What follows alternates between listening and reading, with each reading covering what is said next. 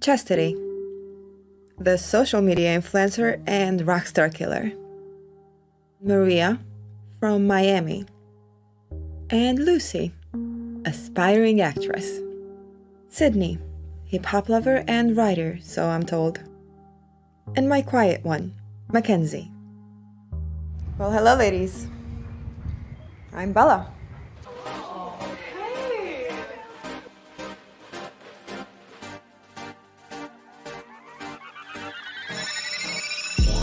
I have a question for everyone. Why do you think rich men cheat? Control. I'm going home. Don't go. Attention. You bring the total package to the table. You just need the right friends. Are you my friend? No, but you can be mine. And power. I stuck my neck out for you. Thank you! And I pulled the strings to get you onto this show. Take all three away, and he becomes desperate. So, what's with the apples? Well, it represents knowledge, wisdom, beauty, and power. Here, you will learn how to gain ownership of all. I'm gonna send you the money for the ticket, and I already have your room set up at the Palms. You do that, babe. Because once you have possession of the apple, no man alive will have power over you. You make it sound so easy. Oh, it's not easy. Brett, look, I'm sorry. Save it! Save it! I get no auditions. I'm gonna stop you right there. I get no callbacks. I really need to get upstairs. They stole all my money. I don't know who the fuck you think you are, but you're no better than the rest of us. Right now, they have a do not disturb until this afternoon. If they call you, great. How is he gonna call me if he doesn't? If not, charge it to the game. Make no mistake, ladies.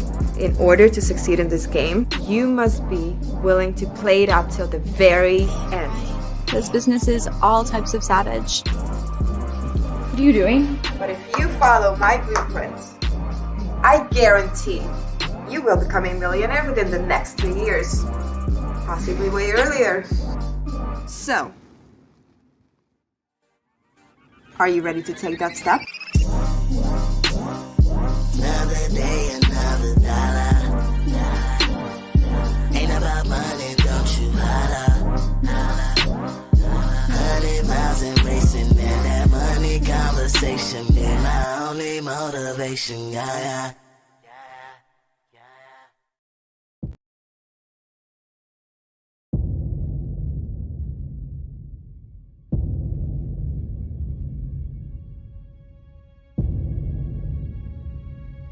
I'm Yoshi Lomax, superstar attorney at law and fugitive. So, you're the famous Yoshi Lomax. Probably more infamous. I'm on the run from the federal government for crimes that I didn't commit. Gentlemen, I'm Deputy U.S. Marshal Sharon Starr. I'll be taking things from here. Not to mention being on the hit list of at least 3 of Miami's major crime bosses. I wanted to apologize in person for leaving so abruptly last night. Welcome back. That's Vladimir Kuznetsov, a Russian crime boss. He's been a suspect in over a dozen missing person cases. I mean, I didn't get here to be this successful for doing things the American way. I need a list of the jury for my case with Hanshu. Oh, really? What's that worth to you? Oh my God, you're such a good... Mr. Santana is to be released upon processing. So what do you know about Sheldon Chisholm? What do you want to know about him? I really need to know if you're going to take my case. I don't have time to play, Miss Lomax. Money is not a problem.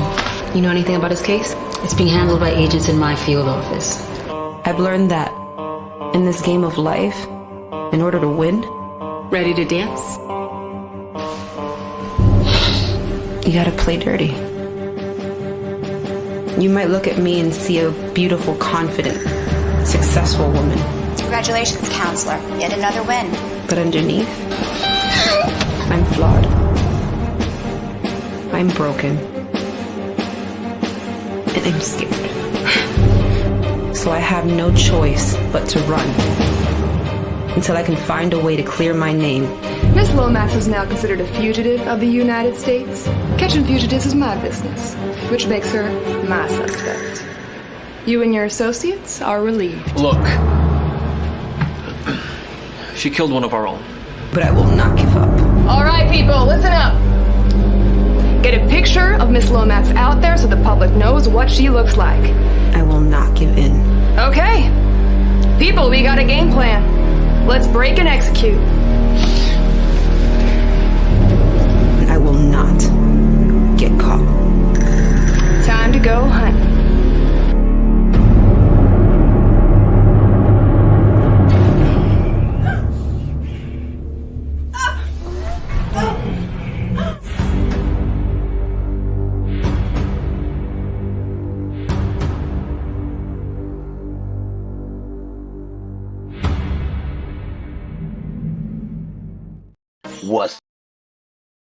What's up? Wes Clark here, one half of the Clark Brothers and co-creator of the new series Groupie, now available on Tubi. I'm here right now with 4 easy steps for you to enjoy this series and support your boy at the same time. Step 1. Download the Tubi app. You can find it in the Play Store, the App Store, or even on Roku, Fire Stick, or any other smart TV. Step 2. Go to the search bar, type in the word Groupie. It should be the first movie that shows up. Step 3. Enjoy the show. And step 4. Make sure you like, add to your favorites, and share with your friends. You make it sound so easy. Because it is that easy, Sydney. So go out and support your boy. Check out Groupie, the blueprint of a self-made millionaire. Are you ready to take that step? Up, y'all, this is Rayon Lawrence, and you're watching Real Talk with the Director. Hey everyone, it's your girl Catherine Nunez, and you're watching Real Talk with the Director and the Council on the IE Network.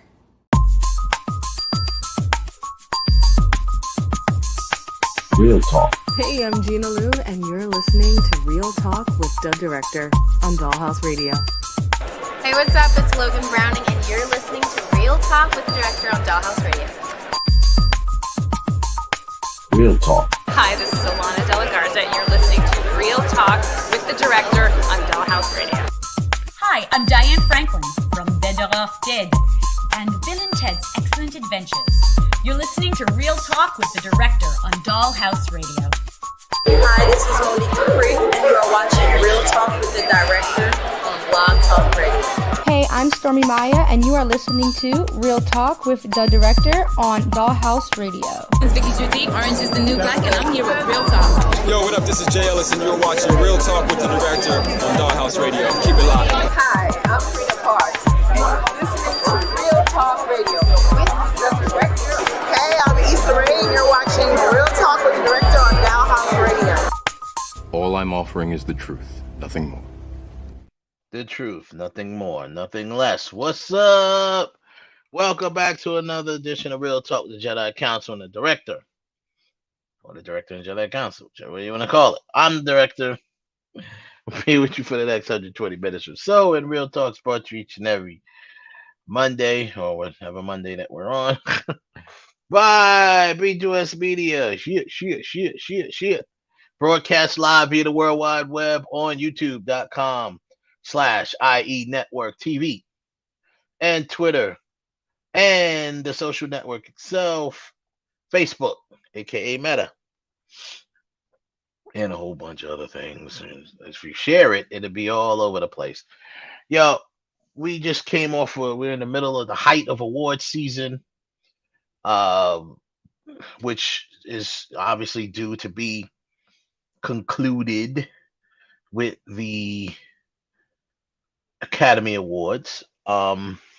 We've already had the Golden Globes a couple months ago.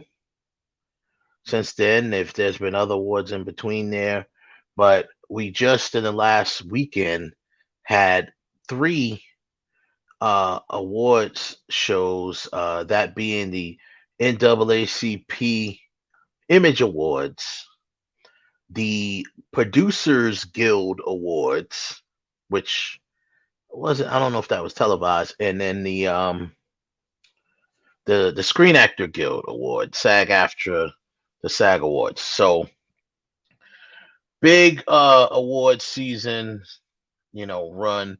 You're in the heart of it right now. So if you're an actor and you are, in the midst of this award season, there's a lot going on for you. Good for you. Also, if you're an actor, if you're a working actor, a union actor, you're in the union, the Screen Actors Guild. You're one of the, I don't know, 160 something thousand members that's eligible to vote for the SAG Awards. Did you vote? Are you in good standing? That's the question. You must be in good standing with it. You can't be one of them. They paid your dues in 2 years. Like, you gotta be in good standings, and you could have voted. We'll talk about that. We'll talk about some of the winners, some of the snubs, if you will. And we'll get into that. Also, speaking of snub, Danielle Deadwyler, who is played, the mother of Emmett Till in the movie Till. I want to focus on her for a little bit because, I'm wondering. She seems very now. This woman, she doesn't normally smile in pictures anyway, but she seems very bitter, if you will. And a lot of the pictures that I've seen her in at the award shows, seems she's a little tight. But doesn't she have right to be? Did she really get snubbed? And another thing we'll talk about is how do you think she'll bounce back? Will she bounce back from this? Will she, is this something that's going to, she encountered it early in her career, which is a good thing in a way, because she's got more to give, right? Now she definitely got offered and played a very kind of an important role, at least for us. It's important. I guess it ain't as important for other people, other groups of people. She did the job well. So now, how's she gonna bounce back from this? Because she's pretty much been done kind of dirty this award season, I in my opinion. And we'll talk a little bit about back that. Also, I want to talk about something that came across the wires also for over the weekend. So Creed 3 had their opening night or whatever it was, screening.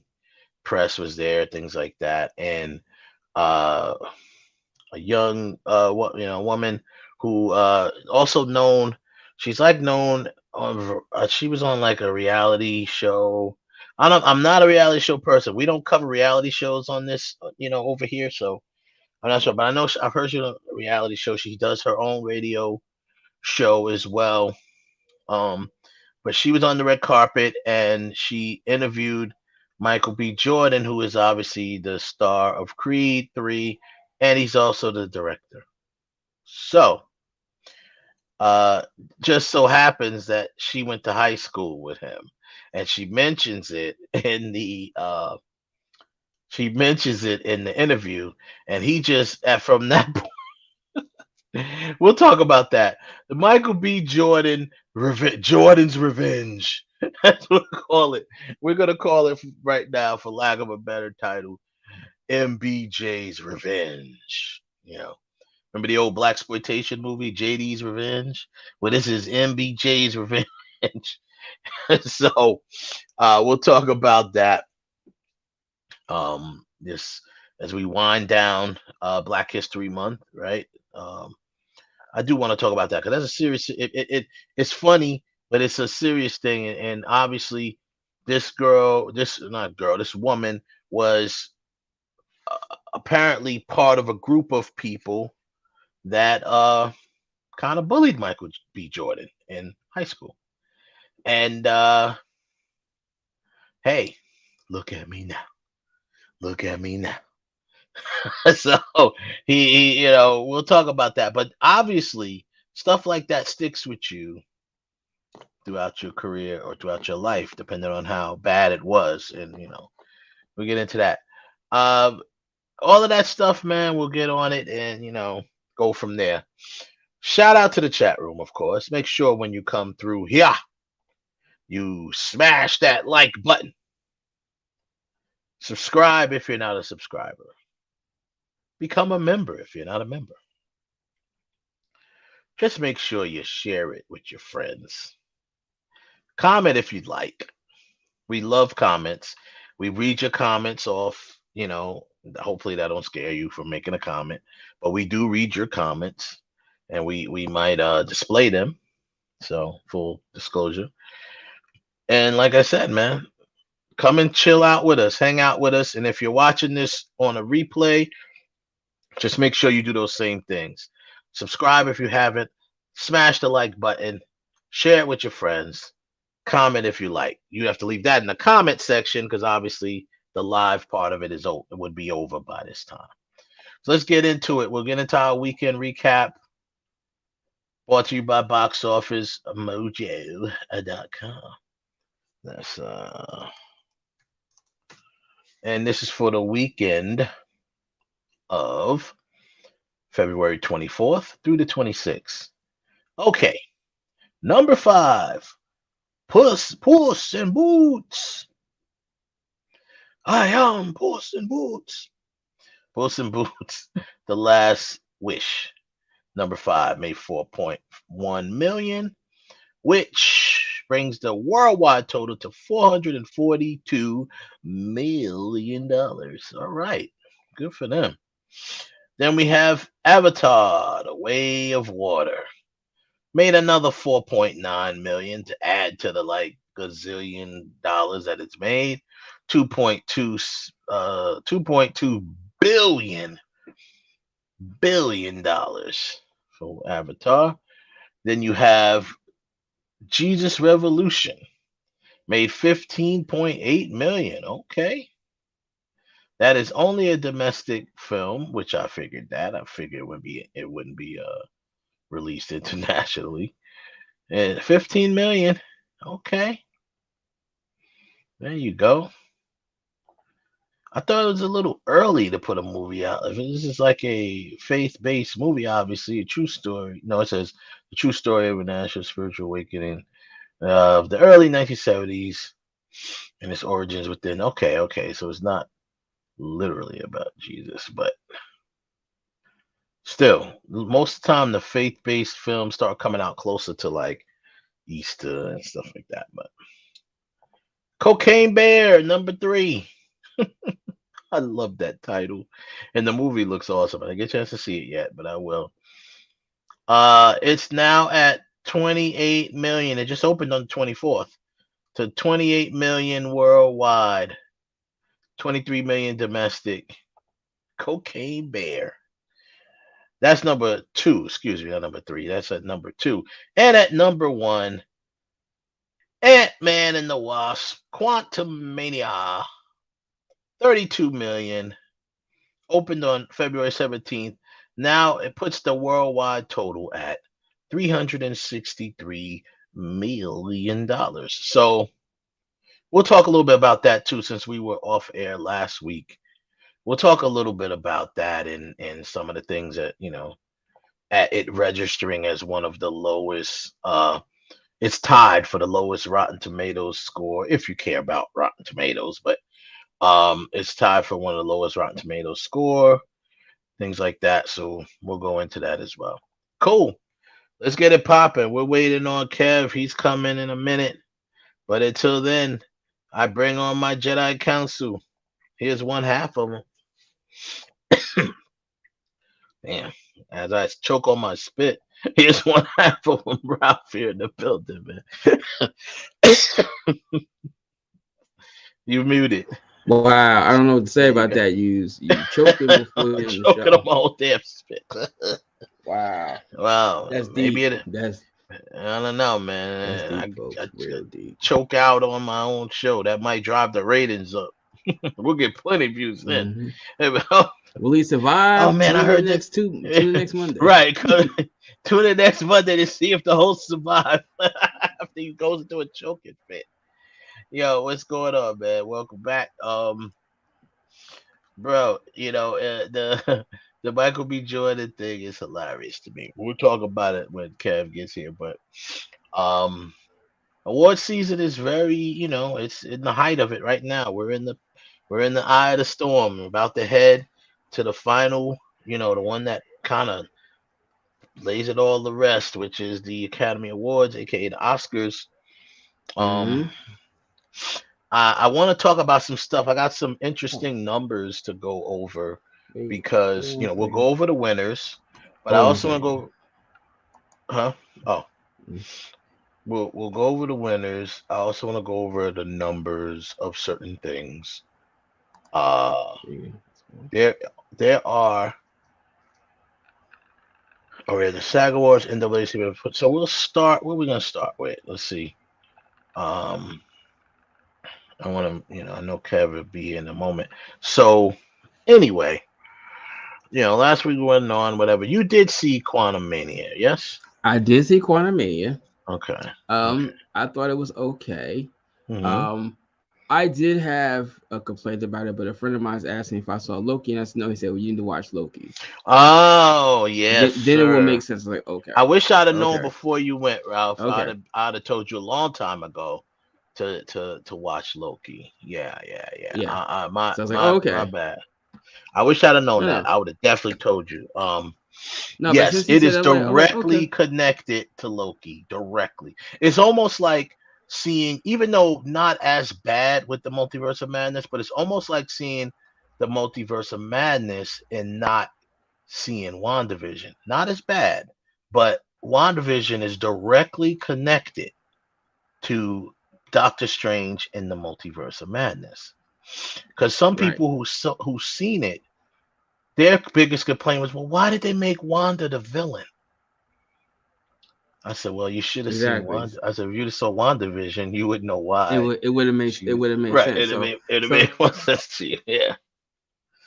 Yeah.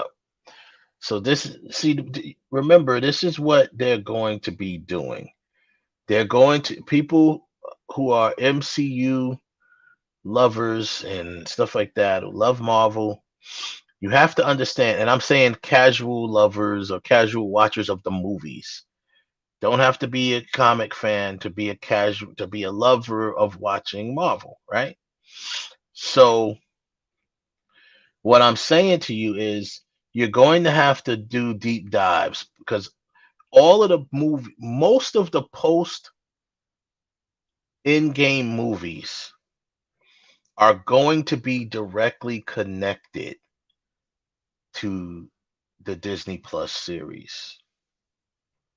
So this is something you're going to have to kind of get used to, people. If you don't want to go into a movie being completely, out of touch or confused, if you will. I think Ralph is, you good? Are you still muted? We lost your audio. I don't know what happened. All of a sudden, the Cam, I have no idea when I'm back. Okay. But what I was saying about with most of the Marvel Cinematic Universe moviegoers, doesn't mean nothing about the comic guys and gals. You're gonna have to start realizing that everything post Infinity War, post Endgame is going to be directly connected to the Disney Plus series. Every movie going forward will have a direct connection with one of the series. As you see, Doctor Strange in the Multiverse of Madness, direct connection to WandaVision. Ant-Man and the Wasp, Quantumania, direct connection to Loki. These are all the shows that now when the Thunderbolts and all that stuff come out, direct connection to the Falcon and the Winter Soldier. Okay. movies like that are going forward, this is how they want to merge their universe officially. That if you even think about it, Wakanda Forever was also has a little bit of connection to Falcon and the Winter Soldier, a little bit, and more so connected to because you see the Val character who was in she was in she was at the end of Black Widow, right? And they started with that too. With Black Widow, at the end credit scene, you saw Julia Louis-Dreyfus' character Val, talking to Black Widow's sister, setting her up, literally sending her on a mission to kill Hawkeye, which was directly connected to the Hawkeye series. Directly. If you watch the Hawkeye series, and you're like, where the hell did this girl come from who says she's Natasha's sister? Like, where did she come from? Well, you didn't see Black Widow. You know what I'm saying? So this is gonna be a pattern that we're gonna all have to get used to. The Marvels directly connected to Miss Marvel, the series. So this is what I'm saying. They're all going to have that connection and pattern, right? So that's where it's going from now on. So now you know that's what's pretty much what you got to do to really get the full. So Ant-Man Quantumania most definitely directly, and it's actually you may even see more stuff in the Loki season 2 that might directly connect to Quantumania.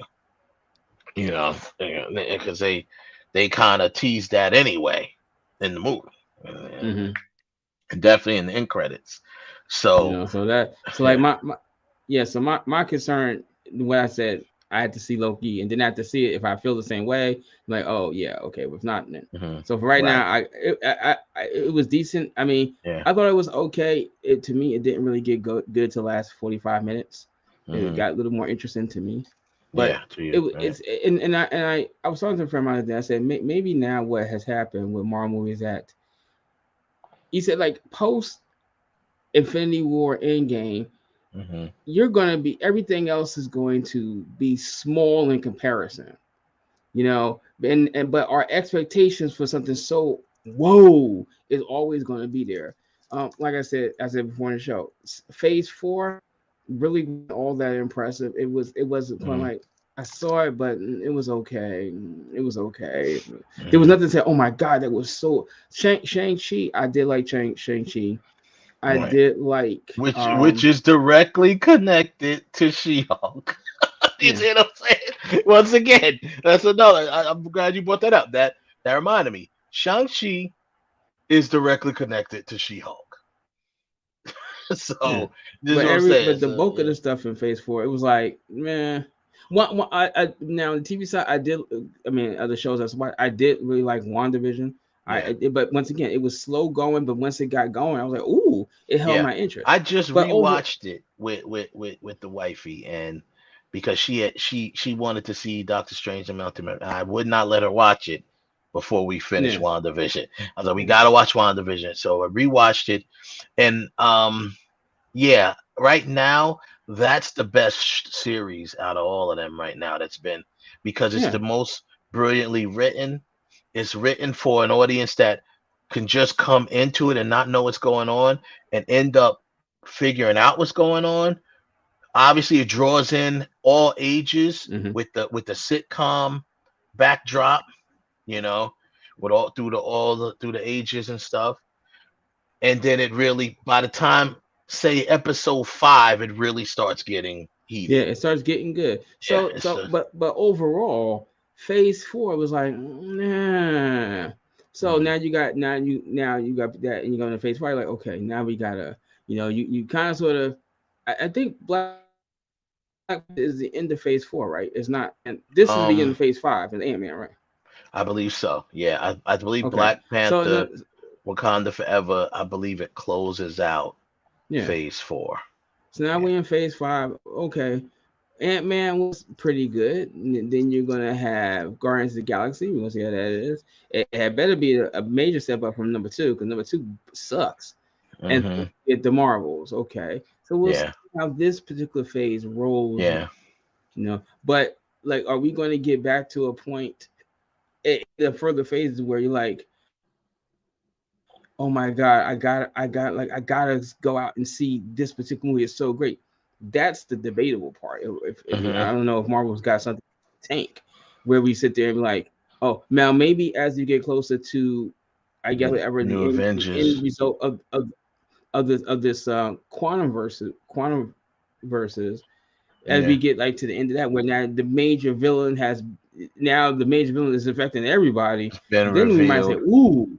Right. Yeah. But for right now, well, what they're doing though, let's be honest. I mean, what they're doing is they're starting from scratch again, sort of. Yeah. Because now you're, just like you had to, you think about it.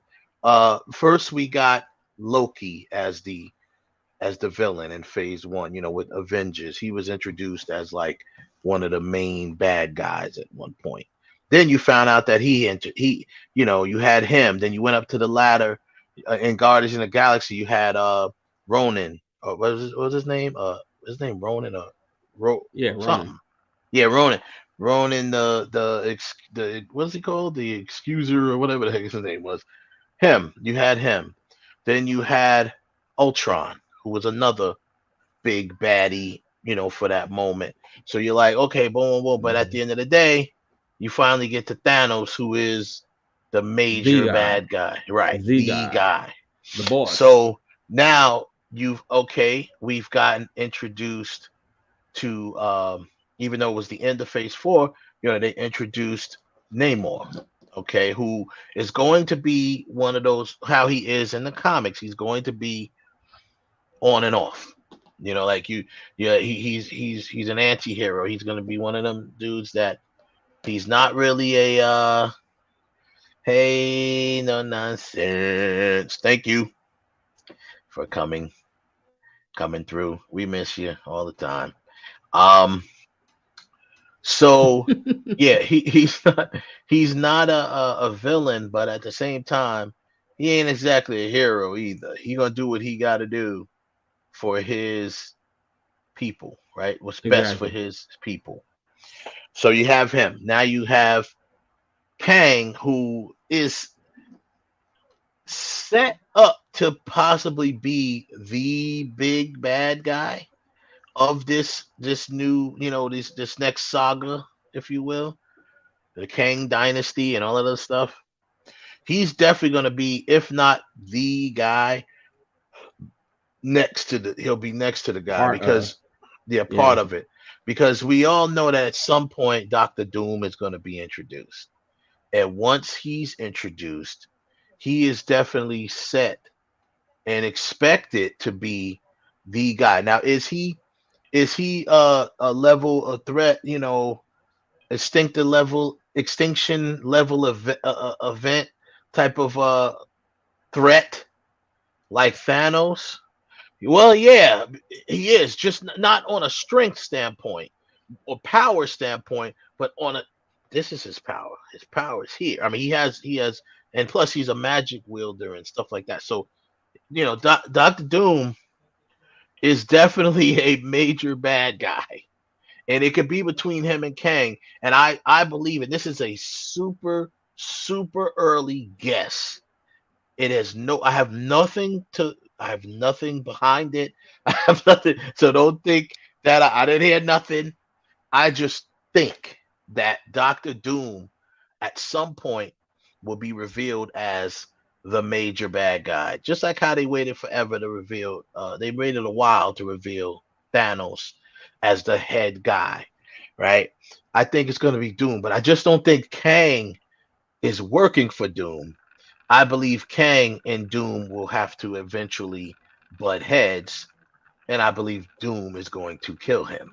He's going to find a way to kill him because he's just that smart. No, I don't think so. And the reason I don't think so is because they haven't introduced them yet the Fantastic. That's fine. Four, and that's then that's exactly why I feel that way. They haven't but then they also still introduced the X-Men, so I mean Magneto. I mean, maybe Magneto is also one who will probably get introduced. I'm sure he will. Yeah. But the thing is, we're not far from the potential introduction of Doom, because we're not far from the Fantastic Four movie. No, and if he's not introduced by then, he will definitely be introduced in that movie. He may get introduced. They may start doing hints of him throughout the different series that are coming, or any other movie. But I think right now they want you to focus on Kang as the guy, because he definitely has potential of being that guy too. My thing is, now I'm having a little memory problem. Who was in the Fantastic Four, the Rise of the Silver Surfer? Who was the Surfer working for? Galactus, who is another. That's a Thanos level extinction level threat, like Thanos is Galactus. Yeah, now also that guy can be one of those. Now that guy, I would say, but now that you said that, if now, because one thing I say about Marvel is that Marvel could sit back for a second, because you have Galactus as an extinction level person. Certainly you could sit there and say Magneto could be considered an extinction level, and Dr. Doom, not extinction level, but a real serious threat. So maybe now you have the luxury of completing whatever phase, let's say it's phases 5 through 8, and you bring one of those three guys in as a potential bad guy, but you can actually save one of them for phases 9 through 12, something like there.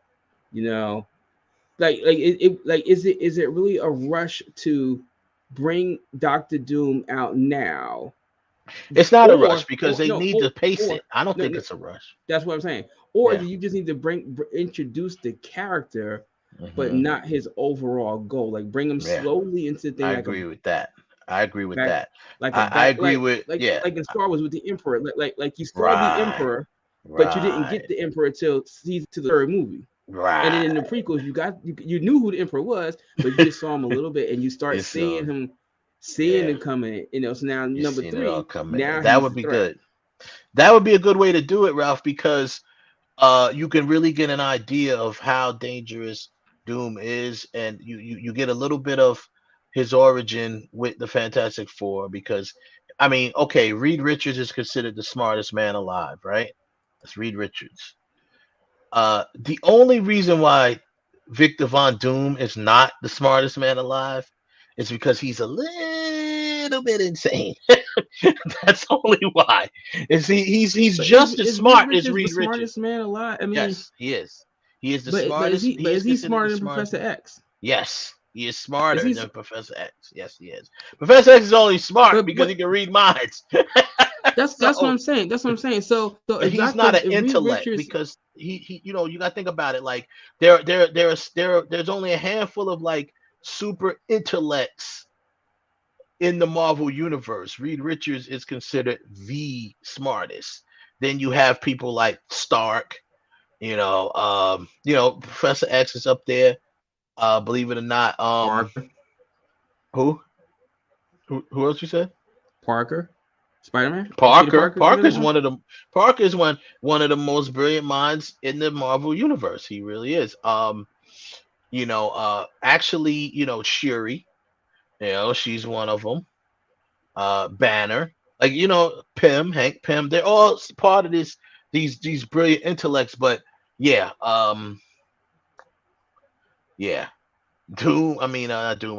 Reed Richards, Mr. Fantastic, has always been considered in the Marvel universe, and they're definitely going to make him that in the MCU.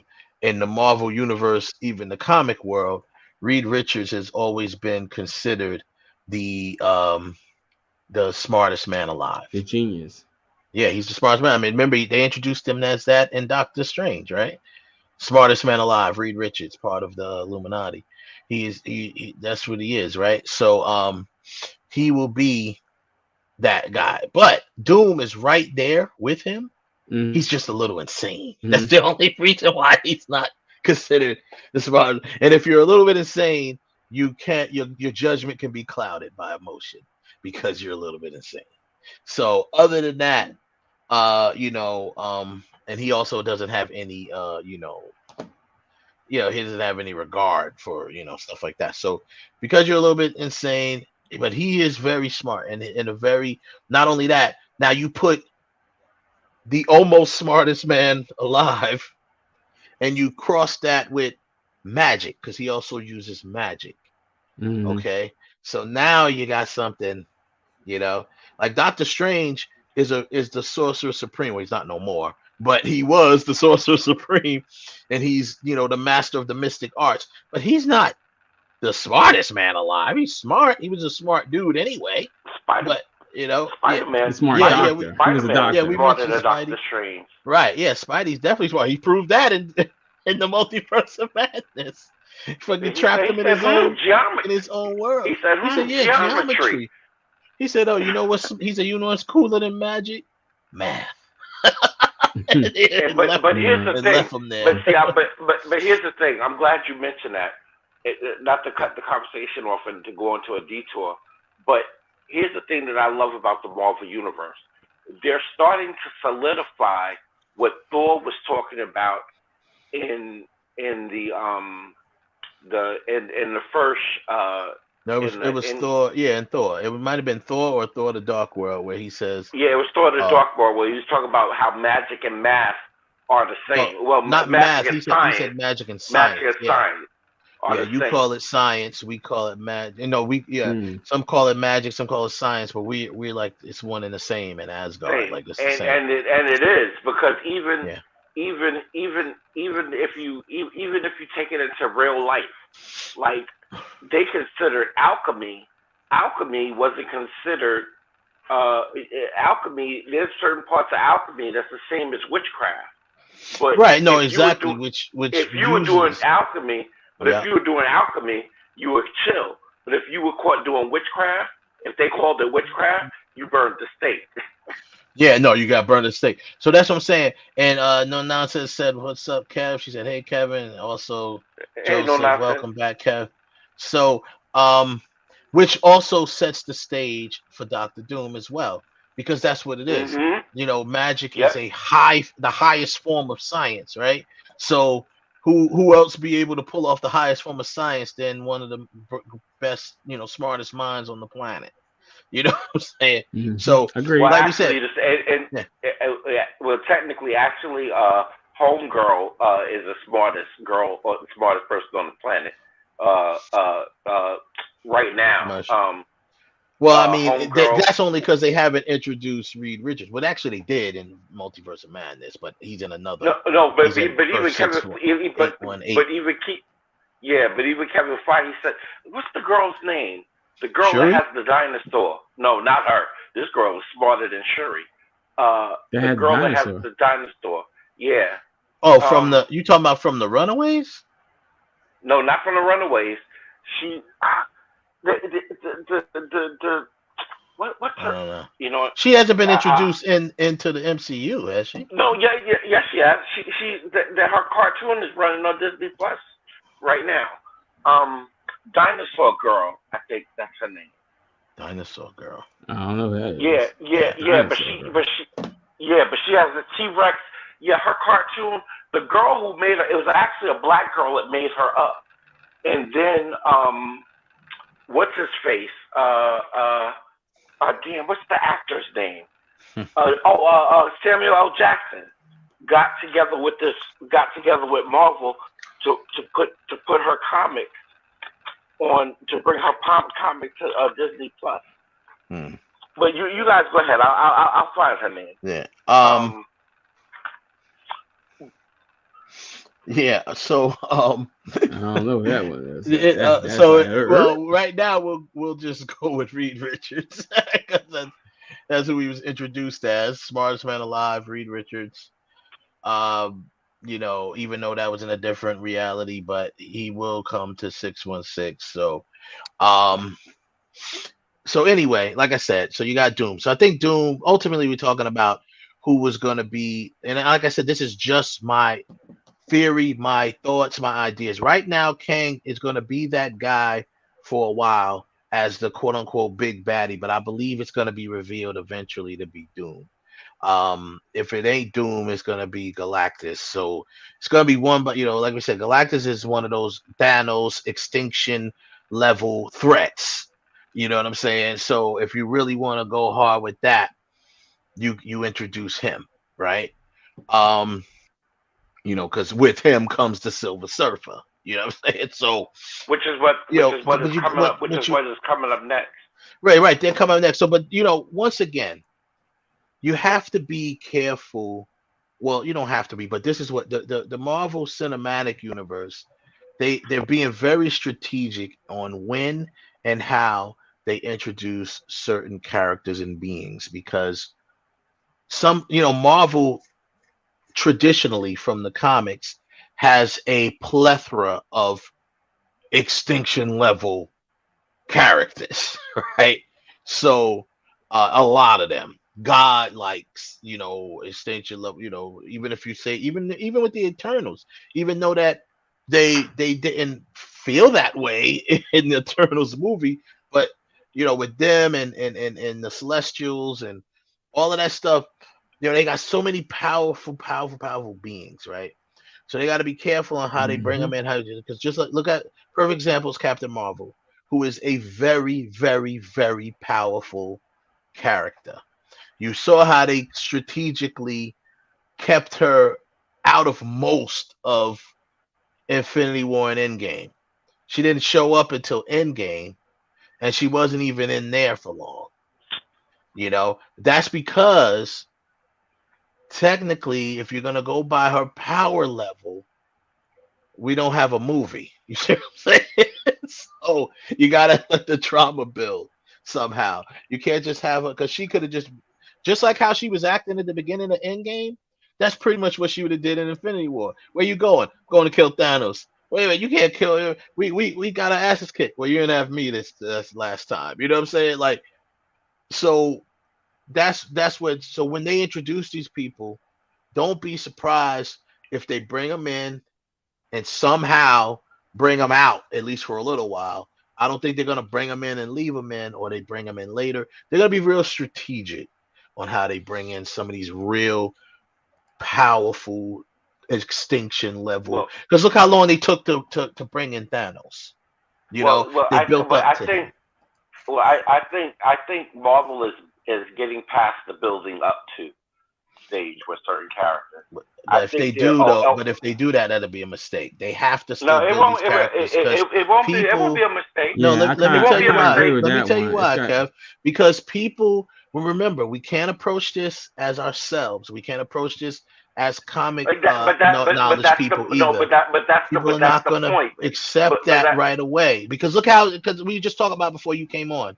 You don't feel this way, but a lot of other people feel that phase 4 was lackluster. The phase that we just left was lackluster because they're starting to reintroduce. They're starting from scratch. They're reintroducing new characters. Now we're about to go into the cosmic phase of it. No, but they're not starting from scratch. They're doing what they were going to do, but I think that they had to readjust. Because of the pandemic, they have to readjust. I think.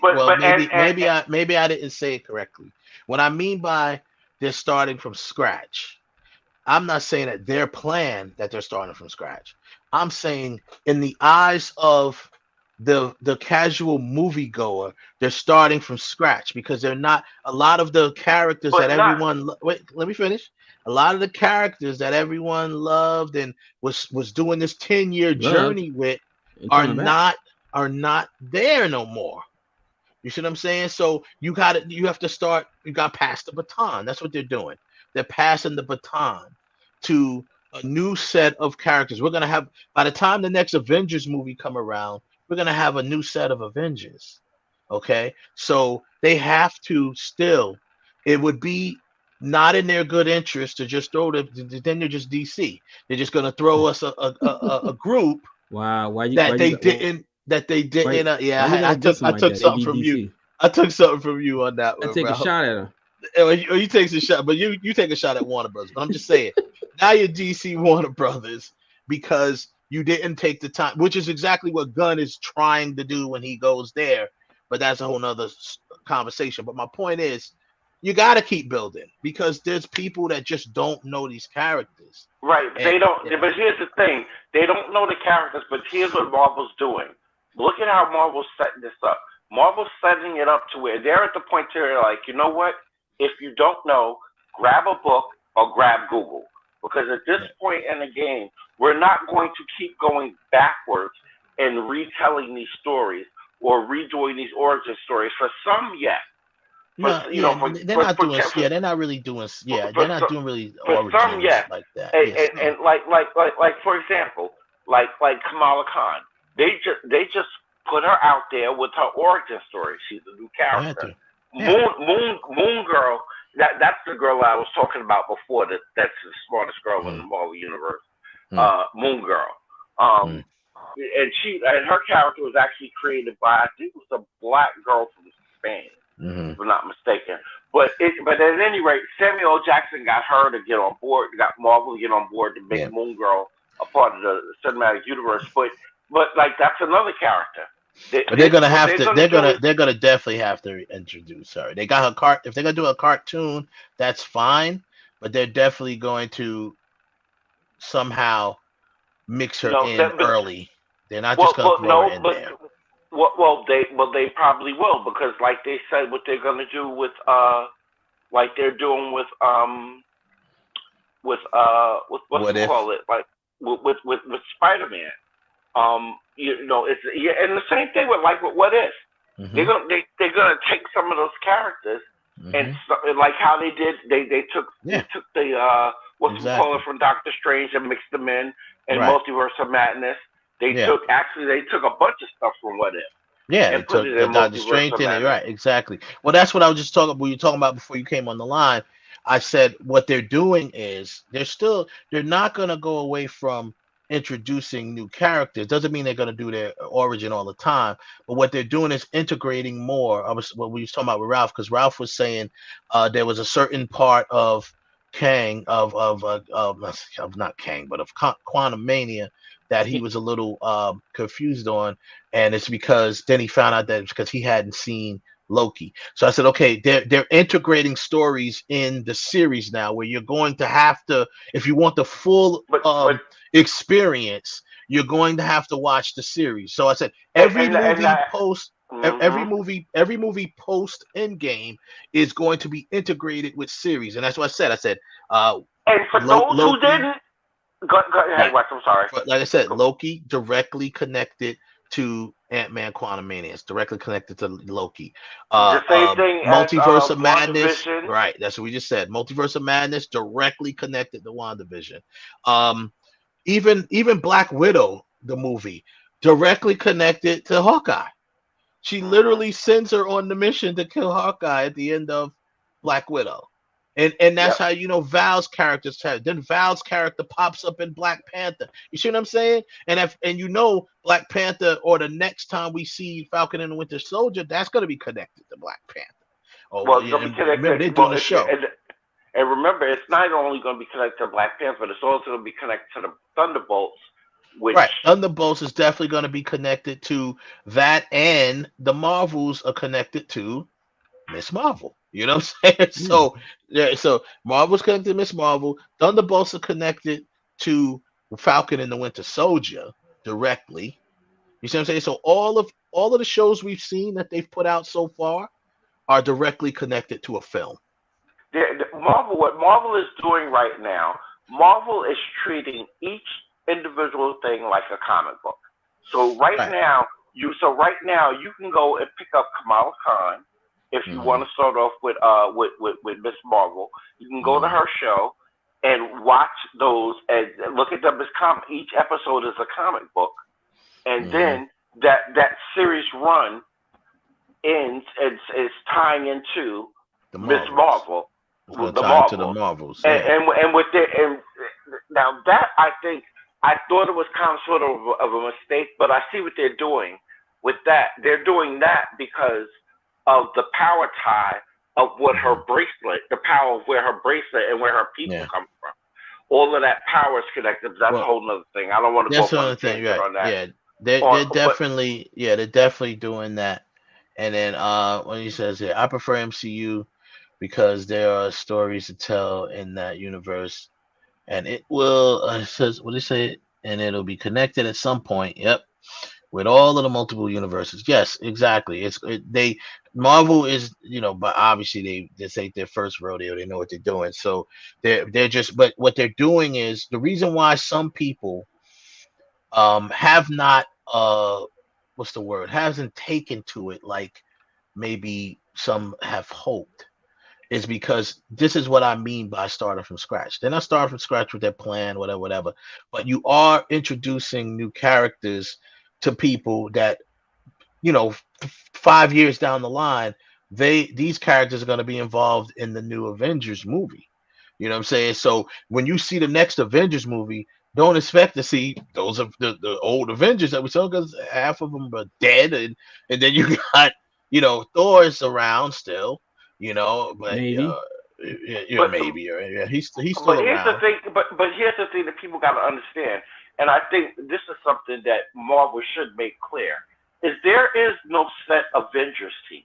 That's first and foremost. But that's the thing. There is a core. This is their chance, though, Kev. This is their chance to make that clear, because once again, we're talking about people that don't know anything about comics, so they only follow the movies. Well, here's the thing. Whether you know anything about comics or not, this is the MCU and it's not the comics.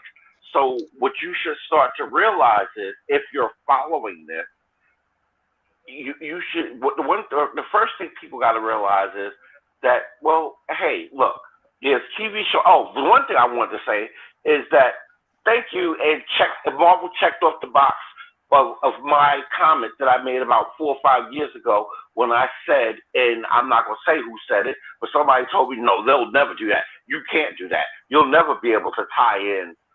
You'll never be able to have movies and TV shows that'll tie the same actors performing. But anyway, I digress. It's happening, like I said it would. Yeah. Well, that's the way it should be happening. The way DC should have been doing it a long time ago, but they haven't had the power to do it, because they had all of the characters under the same umbrella.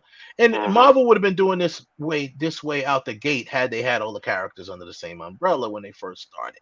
If they would have had a streaming platform. If they would have either way, if they had a streaming platform. But I believe if they, obviously if they had all their characters under one umbrella from the beginning, they would have been doing this. You know what I mean? So now they're just catching up with it. But my point is, like I said, and then we'll move on to the, to the award stuff. But my major thing is the people get attached to characters, because if you've never read a comic book in your life, you could still enjoy the MCU, right? So when you come aboard with MCU, you got people that are straight MCU aficionados. They're like, yo, only movies though. Don't know about the other stuff. They're like, yo, I've been on board since Iron Man and blah, blah, blah, blah, blah, blah, blah. Okay, you took that 10-year journey with those characters that picked up along the way. That's why a lot of people are very reluctant to the newer characters that are being introduced, because they're like, so I don't know about that. I don't know about this. I don't know about that. That's what it is. That's only because it's just what they know. It's just the fear of the unknown. It's the fear of the unknown. You know what, let them sit out there in the unknown. Screw them. That's you can't do that, because that's your money too. Say screw them. They're never gonna do that. They're not gonna say, Marvel's never gonna do that. What they're gonna do is, what they're doing is forcing you, actually, in a nice way. They're kind of forcing you, if you want the full experience, to watch the shows. Look at everything. Like that. Right. Exactly. And that's why I said, and that's what I mean by screw them. Either you get on board or you stay lost. Well, I mean, that's but at least it's a nicer way of saying screw him. It puts him in a position to say, listen, if you really want the full experience, go watch the series, So then you won't be in a situation where you're like, well, who is that? Like, who the heck is that? So I mean, because what you call it was, even the wifey was like, when we watched Wakanda Forever, and she's like, who's that? She's like, Val. She's like, because she hadn't seen, I think she might have remembered her from the end of Black Widow. That's what she remembered. Oh, that's the girl from the end of Black Widow. Yeah, but that's the only time she saw it. She didn't watch Falcon and the Winter Soldier. She didn't see Val pop up there and stuff like that. So I said, yeah, she's, gonna be popping in and out of a lot of different things. The next one she's in is gonna be the Thunderbolts, I think. Mm-hmm. And I think she's a major character in that. Well, yeah. She's basically the Amanda Waller of the Marvel. Thunderbolts, basically. Yeah. She's like the Amanda Waller of Marvel. Yep. You know what I mean? So that's how it is. But before we move on, let's move on to the things. But like I said, man, it's gonna be interesting. I think if they, once they, I just said I have a very out of the blue prediction that Dr. Doom, and I'm not the only person that feels that way, but I feel like Dr. Doom will end up being the ultimate baddie, because unless they are planning to replace him with Kang. And I don't think that would make sense, being that they got the Fantastic Four coming out anyway. What are you talking about? Kang is the major baddie right now. Right now he is. Yeah, right now he is. But but he's going to be. That's why the next movie, the next big movie that's going to be coming up is Kang Dynasty. He's going to be that. He's going to be the baddie going into that. And it's Kang Dynasty, right? Then it's going to probably at that point. No, but then after that. They're saying that he's going to one of his what's that word that they use? One of his variants.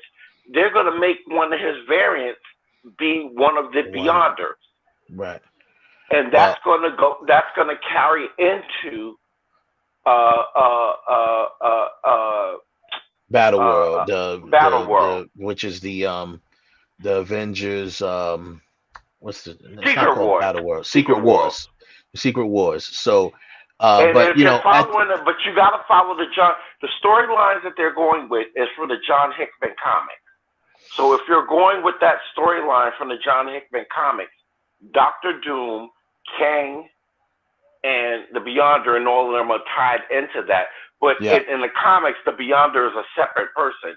In the MCU, they're going to make the Beyonder make him a variant of Kang. A variant of Kang. Right. So like I said, I just feel that by the time they get, because they got a whole movie called the Kang Dynasty. So obviously at least up until then, he's gonna be the main major bad guy. Just like how they built it up with the other people. First you saw Loki, then you had Ultron, and then ultimately it was Thanos, right? So Kang is going to be that guy, but in between there you're going to get we've already gotten Namor, who's he's a anti-villain, but then we're going to get another person. We're going to get another major bad guy in between Kang too, that we're just but here's the difference. Here's the difference. But the difference is this time around, Kang is starting out early, as they're not doing like what they did with Thanos, where they just sprinkled it in. Because the sprinkling of Thanos, that was fan service. That was just to get us that love comic books like, oh my God, Thanos is coming. Yes. And just to keep sprinkling in, just to keep the hook. That's the hook on the bait, to keep us, keep us drilled in. Now, for people who are dialed into this, comic book fans and movie fans, people who are fans of the movies, now Kang is now they're not doing that anymore. Now they're introducing these characters, and it's going to be, if it's a baddie, it's a baddie. And if that baddie stretches out, he stretches out. If he doesn't, he's going to die, and the next one is going to dial in. They're doing this thing like the comics. If you really look at it, they're doing it like the comics. And then it's going to be an intersection where all the comics come together. Go ahead, Brown. Well, I actually got a question. Now that you mentioned that one, when you said the thing they did then with Kane, they put him a little here, and now, what's wrong? What's wrong with them continuing to keep doing that? Well, they will. But they are. They're going to keep doing that. They are going to keep going nowhere because there's so many. You saw the end credits. Whoever saw the end credits of Kang, what's going on. Right. I saw it, but what I'm saying, like, and I agree. Like, was like now Kane is the bad guy, but what's not saying that in moving forward that they don't introduce, let's say if it's like a Doctor Doom in there, right? They will. And then you realize that wait a minute, we thought this guy was the bad guy, but really this is the guy we got to worry about. Yeah, I'm sure that's coming. Well, no, it's going to be. But it's going. See, once they introduce Doctor Doom, it becomes a thing as to okay, we got to worry about this guy and we got to worry about this guy because it's going to come to a point to where it's going to. You're going to have Kang is going to be the baddie of the baddies. Like when you get to Battle World is villains versus good guys and anti-hero. Because Doom is kind of sort of an anti-hero. He's not a good guy, but he's not a good guy. But he's not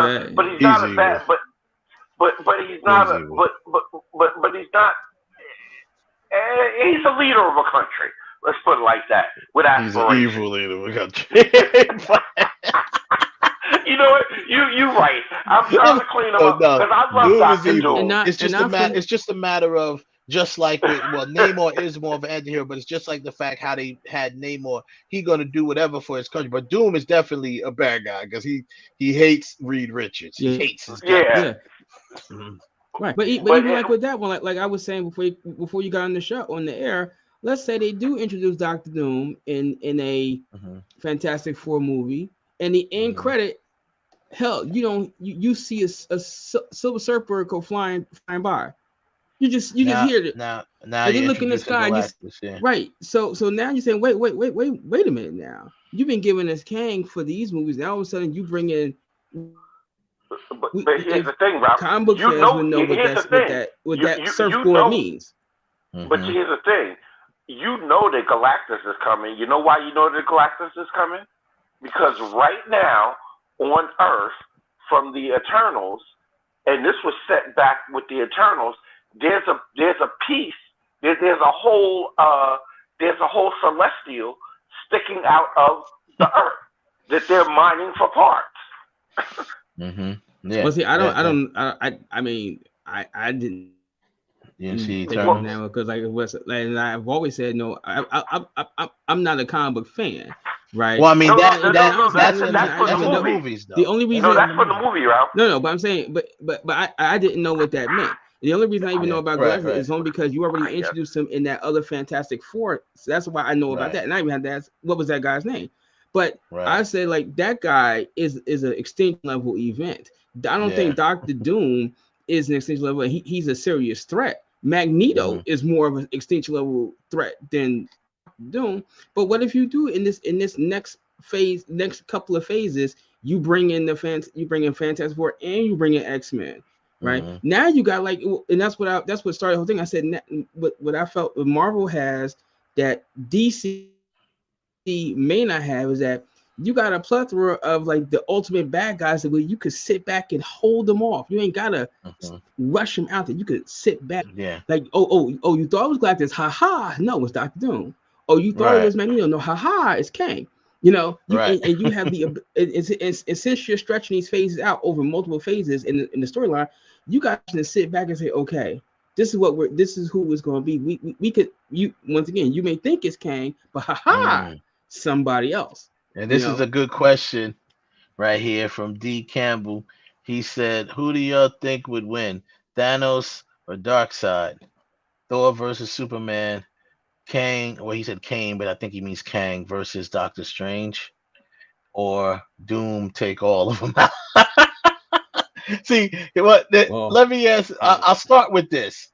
What people are going to realize, they don't know yet because they're just going by what they've seen of the other movies, but they're going to realize how dangerous Doctor Doom is. They will realize that. Trust me, Marvel will make you realize how much of a threat Doom is. Like I said, once again, you cross one of the most smartest minds on the planet cross that with science and magic and just a evil streak, you got a dangerous motherfucker. It's not really. I don't call it. I'm always rooting for Doom. It's not really that he has an evil streak. Yes, it's just that. No, I mean, it's not an evil streak. Just because you like him, you ain't got to try to make this excuse. No, I ain't gonna say that. He ain't misunderstood. It's not an evil streak. He just wants to be He wants to be all powerful. Well, that's what I'm saying. If you world domination, but that's not an evil streak. Well, that's an evil. It's that's still an evil tendency. If you want world domination, but is it really? But is it really? Yeah, it is. Yeah. I think it only becomes evil if you're using that power to destroy people. If you're using that power to put you're going to destroy people in your way. No. Well, how? No, I disagree. Excuse me. Did we forget about a guy named Anakin Skywalker? Why did he want to be all powerful? To save Padme, to keep her from dying. Right. But what happened? Power corrupts, and what happens? Yeah, exactly. But you can't be corrupt if you're the leader of your own nation. You're already the leader. Now you just want to be all powerful. Excuse me. Did we never hear my name? Senator? Same thing. Who? He wanted to be the leader, and once he became the leader, Senator Palpatine, he became the leader, and then what happened? Senator Palpatine is a dirtbag, though. He's an old dirtbag. But here's the deal. Like I said, let me get to his question. Let's get to his question because then we got to switch gears to the awards. So, okay, I'm gonna just answer Thanos versus Darkseid. Technically, I think Darkseid would win. Darkseid is a god. Thanos is too in his own way, but I believe Darkseid would win. Those Omega beams can damn near kill anything. Thanos is a god because he's a celestial. Celestial. He's not. Well, he's part celestial. He's part celestial, part deviant. Right. But the thing that makes with the Infinity Gauntlet, he's not. I don't know. He'll give Darkseid a run for his money. Well, I mean, anybody with the Infinity Gauntlet, of course, yeah. But I think I don't know if he means including the Infinity Gauntlet, because Thanos, even without it, is badass. Even without the Infinity Gauntlet, he's badass. You ain't just wiping like Thanos could probably crush Superman with no problem, because Superman ain't even messing with Thanos on just a regular battle level. So he says Thor versus Superman. That's a good fight. I'm still taking Superman. Superman might win. He might end up winning. The only problem that would they're both good guys. So, but see the difference. But the difference between them two is Thor, even though being a god, he'll get to a point where he won't pull his punches. See, Superman always pulls his punches. You got to have Superman under mind control, then he won't be stopped. Superman always pulls his punches. Either that or mess with Lois, or lie to him about Lois, and then he'll don't mess with Lois, because if you mess with Lois, he's like, you know what? I'm done. Yeah. If you mess with Lois, imagine this. Thor comes to Metropolis, swoops in, sees Lois, and like, hey, what's good, mama? Yeah, exactly. Hey, Clark, come walk out the building. He's transforming right there on the spot. He's taking his glasses off. But then by the time he takes his glasses off, Thor calls the Bifrost and takes her back to Asgard. You're like, yo, wait a second. And then he's gonna be searching the whole galaxy. Oh my god! Where the hell did she go? So then you have then you have okay, so he said Kang or versus Doctor Strange. Well, it depends again, because on a level of just like this, and Doctor Strange using his magic. Which Kang are you talking about? Which Kang we're talking about? Which variant of Kang? Kang has a lot of variants. And his stuff is all science, but once again, science and magic is pretty much almost the same thing. If you're at a high level of science, it's like magic. So that would be a good fight. I think ultimately, if Doctor Strange gets to hit him with the joint where you knock him out his body, then I think because Kang ain't smart. Even though Kang is smart from his time travels, he's not as smart to figure out like Peter did. You see what I'm saying? Yeah. Only way he would be smart. Kang has an advantage because he's a time traveler. So if he already saw it coming, he'll be able to beat damn near anybody because he'd be almost like Taskmaster. Yeah. But the reason why Peter was able to do what he did when Strange did that is one, because he was smart, but two, because of his Spidey sense. His Spidey sense is what kept him, because he was out of body, technically speaking. But the spider part of him. So the spider part of him was like, nope. And here's my wild prediction. Your last part of your question, D. Campbell, is leads to my wild prediction, which I never got a chance to say. My wild prediction is that at the end of the day, Dr. Doom will find a way to kill Kang. That is my wild prediction. And because I also believe that variant of Kang that is in the Quantum Mania, he will eventually come back and help defeat the Council of Kangs because they fear him. That's why they banished him. They fear him. You see what I'm saying? So that Kang may or may be out. I'm not going to give y'all spoilers. May or may be out of the picture, but I believe he will resurface. But you know what's going to happen? I got a feeling that Kang might come back as the Beyonder. Might be the one. That might be the one that comes back as the Beyonder. And at some point, they're going to also introduce the Kang that is a descendant of Reed Richards, Nathaniel Richards. So all of that is going to happen, and that is eventually. So that's what I think is going to happen. I don't know how it's going to happen, but I believe by the time we get to Secret Wars, somehow I believe Kang and Doom are still going to be on the top. But they all. There's no villains that work together. Someone always has to be the leader. There are no villains that work together as a team. Not yet. Not yet. So someone has to be the leader because that's what happens when you have world domination power. You can't answer to nobody. So you're going to want to be the person. So who's going to be that person is the question. So good question though, and we'll table that and get back to it. So I guess we'll start with the trending topics.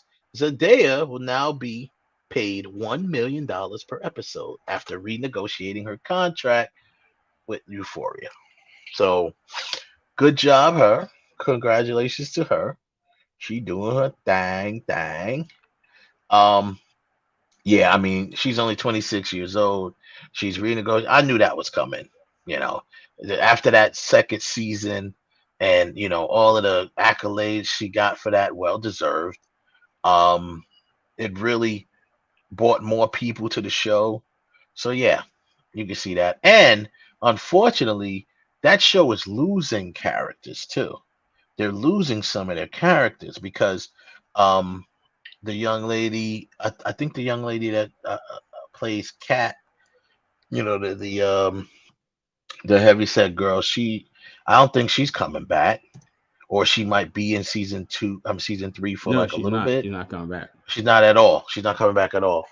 And then we don't know what's gonna happen with Angus, whatever his name is, the guy who plays Fez, because he was rumored to may only be a little bit of next season. Now he's just gotten into some sort of trouble and other stuff, so we're not sure how that's going. And what about? Well, there's another one I thought. Well, we already know that. Unfortunately, the young kid, who to me was one of my favorite characters, he's not coming back because we know that he dead. He did. He got killed off, but he did. So we'll see. But I'm glad for her. Good for her. Good for her. You know what? The only question I have is that now you're getting $1 million, because let's be realistic. If Euphoria is only doing 8 episodes every other year, do you increase it to 10? Do you give me a couple extra episodes? Like, was that part of the deal too? I'm assuming that they will have more episodes coming down the pipeline. That's what I'm assuming, because you know that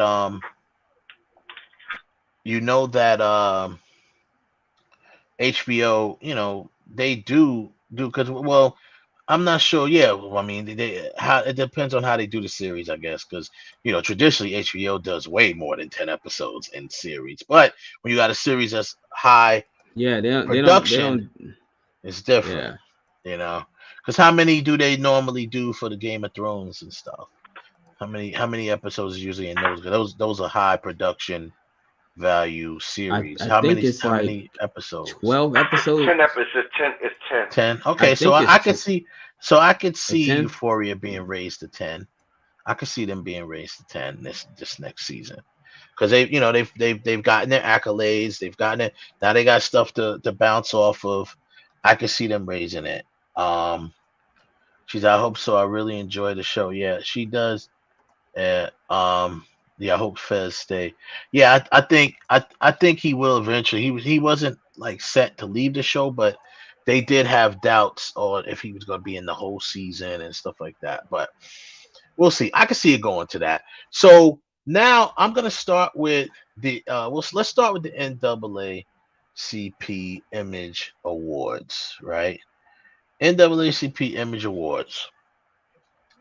So 1 second here. I got a little something I can play here too. Yeah. Well, while Wes is doing that, I suggest everybody go out and watch Tulsa King. Sylvester Stallone and them earned some kind of Emmy next year for that. So yeah, Sylvester Stallone is killing that. Okay, so the NAACP Tulsa King is called. It's on Paramount Plus. Right, it's a Paramount Plus. Oh, that gangster show. Yeah. Okay. Yeah. Okay. So anyway, I'll just let that roll, whatever. But so in the NAACP Image Awards, we have just went on this weekend. That's just some red carpet shots of it, whatever the goal was. We'll go down quickly down the line of the winners. So we have Entertainer of the Year. The winner is none other than Auntie herself, Angela Bassett. Hi, hey, Auntie. And then she beat out Mary J. Blige, Quinta Brunson, Viola Davis, and Zendaya. So they all got beat up by Auntie herself. Outstanding Motion Picture. The winner is Black Panther: Wakanda Forever. That won that, which beat out Jasmine's Blues, Emancipation, The Woman King, and Till. Outstanding Actor in a Motion Picture. That was some BS. I just want to add to that, because Wakanda Forever should not have cleared that. But anyway. Outstanding Actor in a Motion Picture. To a lot of people's surprise, but it shouldn't be, being that he, everyone says he did a great job. Will Smith. Will Smith won for Emancipation. Outstanding Actor in a Motion Picture. He beat out Sterling K. Brown, Honk for Jesus, Joshua Boone, Jasmine's Blues, Jonathan Majors in Devotion, and Daniel Kaluuya in Nope. So he beat them up. Wes, I just wanted to make a note. Did you guys see Honk for Jesus? I did not. If you did not, go see that. Him and Regina King, Sterling and Regina King killed that. Sterling does his thing, man. I love him too as an actor. I definitely could check that out. Outstanding Actress in a Motion Picture goes to Viola Davis for The Woman King. Now, this is why I'm going to bring. This is going to be a segue to probably our next segment that I'm going to say. I'm going to talk about Danielle Deadwyler, and all that stuff. But she obviously lost out along with Keke Palmer, Letitia Wright, and Regina Hall. Right. Okay. So, Outstanding Supporting Actor in a Motion Picture goes to Tenoch Huerta, Black Panther, Wakanda Forever. Good job. Woo-hoo! Which is really cool. That was a surprise too. John Boyega, the Woman King, Jalen Hall, Till, Cliff Method Man Smith on the come up, and Aldis Hodge for Black Adam. So, which they all did good. I liked Aldis Hodge and Black Adam. So, outstanding supporting actress in a motion picture goes to Angela Bassett, Wakanda Forever. You had her. She beat out Danai Gurira. She beat out Janelle Monáe from The Glass Onion. She beat out Lashana Lynch from The Woman King and Lupita Nyong'o for Black Panther Wakanda Forever. So she was against a bunch of Black Panther people almost. Beat that out. That happens a lot in these categories. Outstanding comedy series. Do I really have to say Abbott Elementary? Of course. Duh. I was just saying earlier. I said it to Kev offline, and I said it. I made a post about it. I said, look, you just come up on stage, say Abbott Elementary, then open the card, because there's no need to even announce the rest of the runners up. There's no need. The nominees, I should say. You should just came right on stage and said, and the nominees are Abbott Elementary, and the winner is Abbott Elementary. That's what they just said. No, you should have just opened the show with, and the winner is Abbott Elementary. Good night. Just to let y'all know. And then okay, so No Nonsense said I didn't care for Emancipation. Oh wow. So you let us know. Watched it.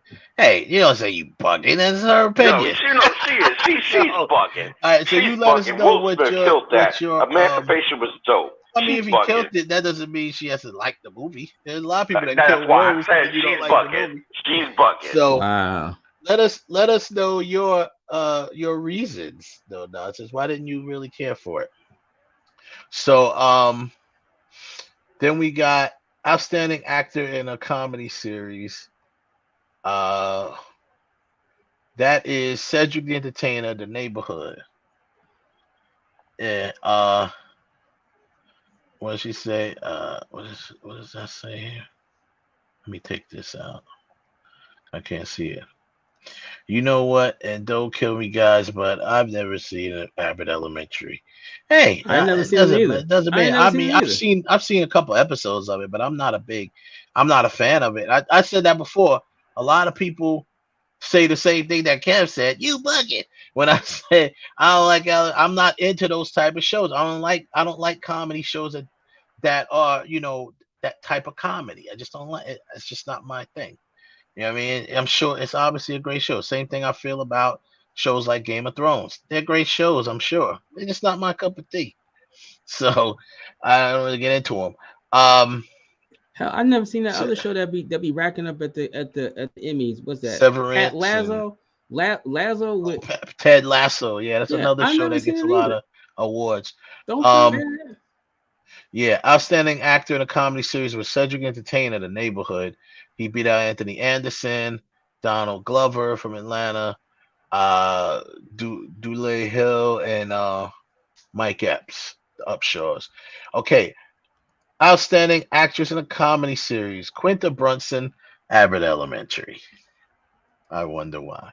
Are you surprised?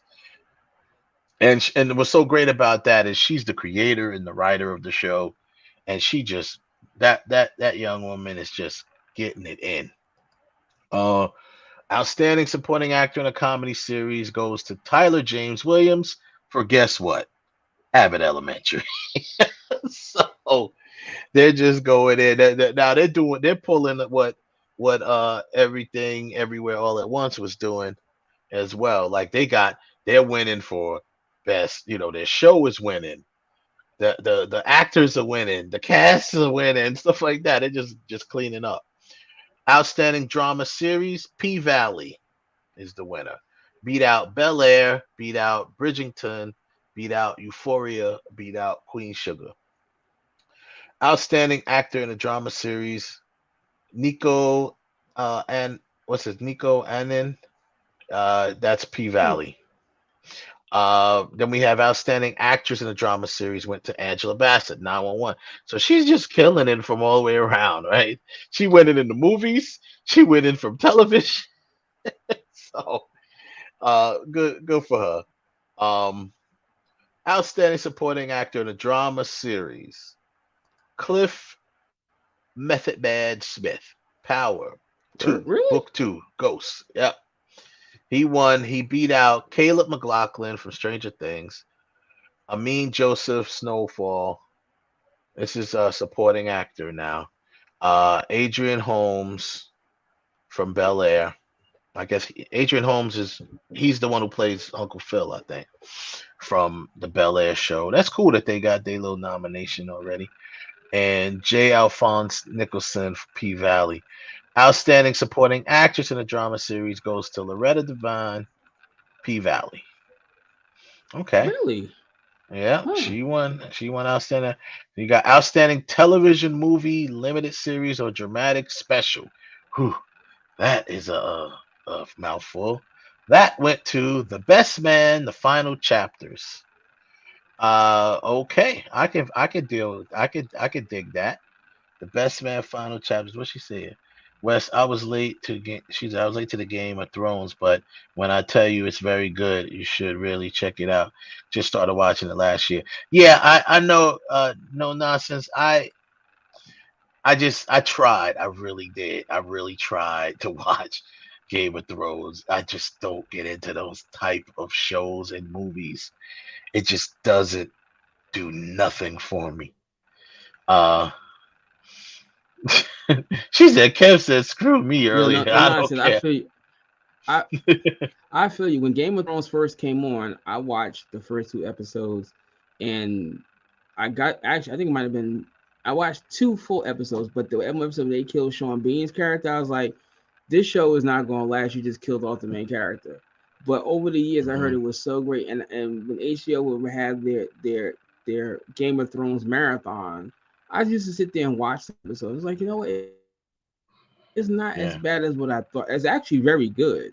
No, it's a very good show. I'm sure so it I'm is. Gonna go back. It's done very well. Wes, it's very cinematic. But Wes, here's my question, because since you're not interested like that, when Dungeons and Dragons come out in a couple weeks, do you check it out or you? I'm only gonna check it out because that's something from my childhood. Like the concept of it is from my childhood. So I think that's the only way I'm gonna really check it out. Because I did like, and the funny thing is, I don't know where that turn in my life came. Like I used to like shows like that, like like Willow, the movie Willow, and the Never Ending Story, like fantasy.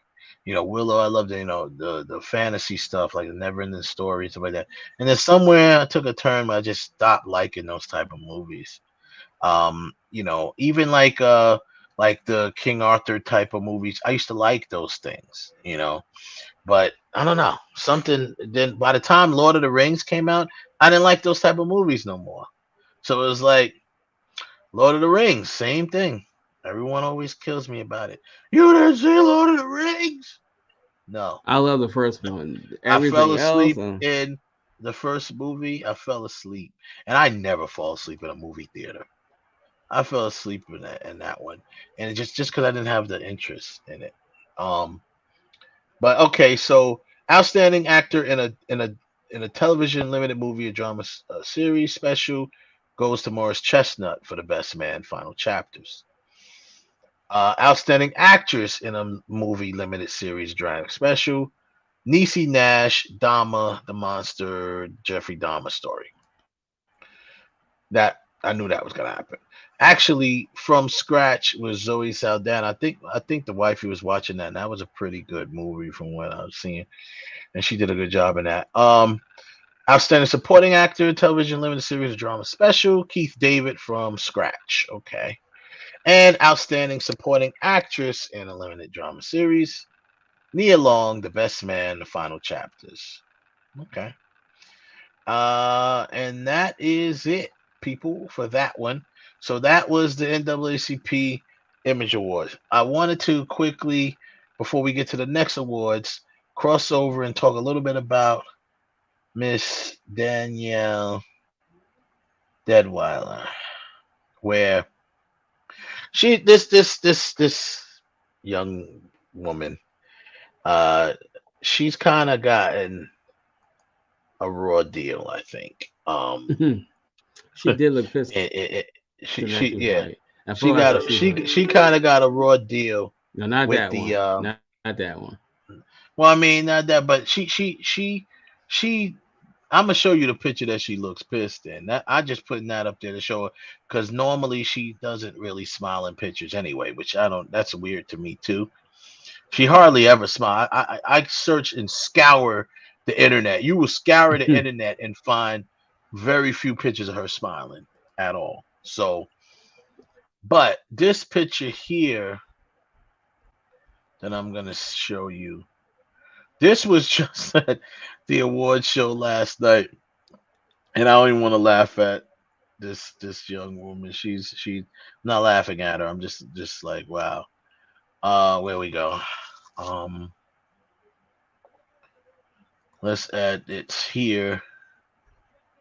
Let's go here. Okay. Look at. Yeah. Yo, whatever. She is not feeling it right now. I think this poor woman has just been done dirty this whole award season. She has really been done dirty. She, number one, she didn't even get nominated for a Golden Globe nor an Oscar. Okay. That's the first thing. Never got nominated for a Golden Globe or for an Oscar. See if we can zoom in on her a little bit. Look at this. Oh, wait. Can we zoom in? Yeah. Look at her She's face, like, whatever. bro. She's like, whatever. This is like, look, everyone's standing like up. This bitch? She's like, this bitch? Well, this is actually this is the funny thing. This is not even a category that she's in. This is during Brendan Fraser's acceptance speech. And, he was saying what he was saying, making whatever, nice little speech he said. And everyone's standing up and they're clapping for him. And just look at her face. Man. She is not. She's like, when can I get out of here? Where the hell is my seat filler so I can get the hell out of here? I need a seat filler right now. So yeah, she looks like she's in pain to be there, right? I don't even think she went to the NAACP Awards. I have no pictures of her on the red carpet for that one. I didn't see her. I didn't watch the show. She might have been there, but she was nominated at least.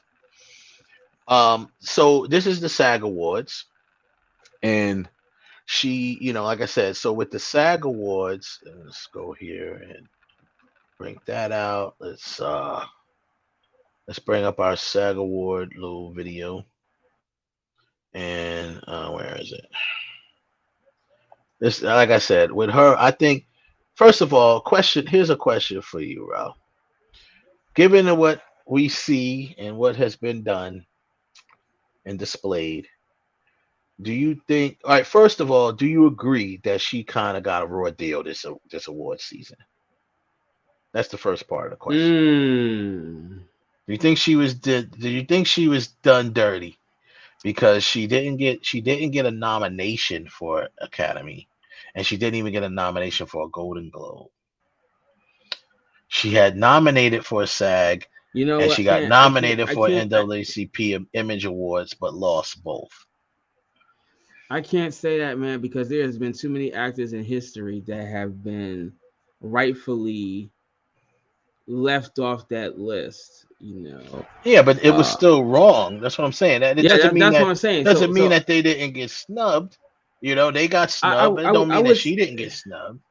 See, the thing with the Oscars is that she would have been. I mean, I did not see till, but what I must say is that they thought she would snag a nomination for Best Supporting Actress, right?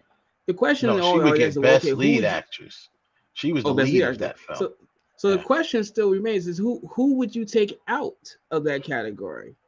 If you say, okay, I'm gonna replace her with you, who do you legitimately take out of that category? Well, we have to see I got to see who the nominees are. I know. I'm looking it up right this second. Yeah. So you look that up with the nominees. I mean, yeah, I definitely think. Well, once you bring the nominees up, we'll see. But I think there's people that could have been checked out because obviously this would have been her first entry into the Academy Award nominations. So I definitely feel that someone could have been left out, or whatever.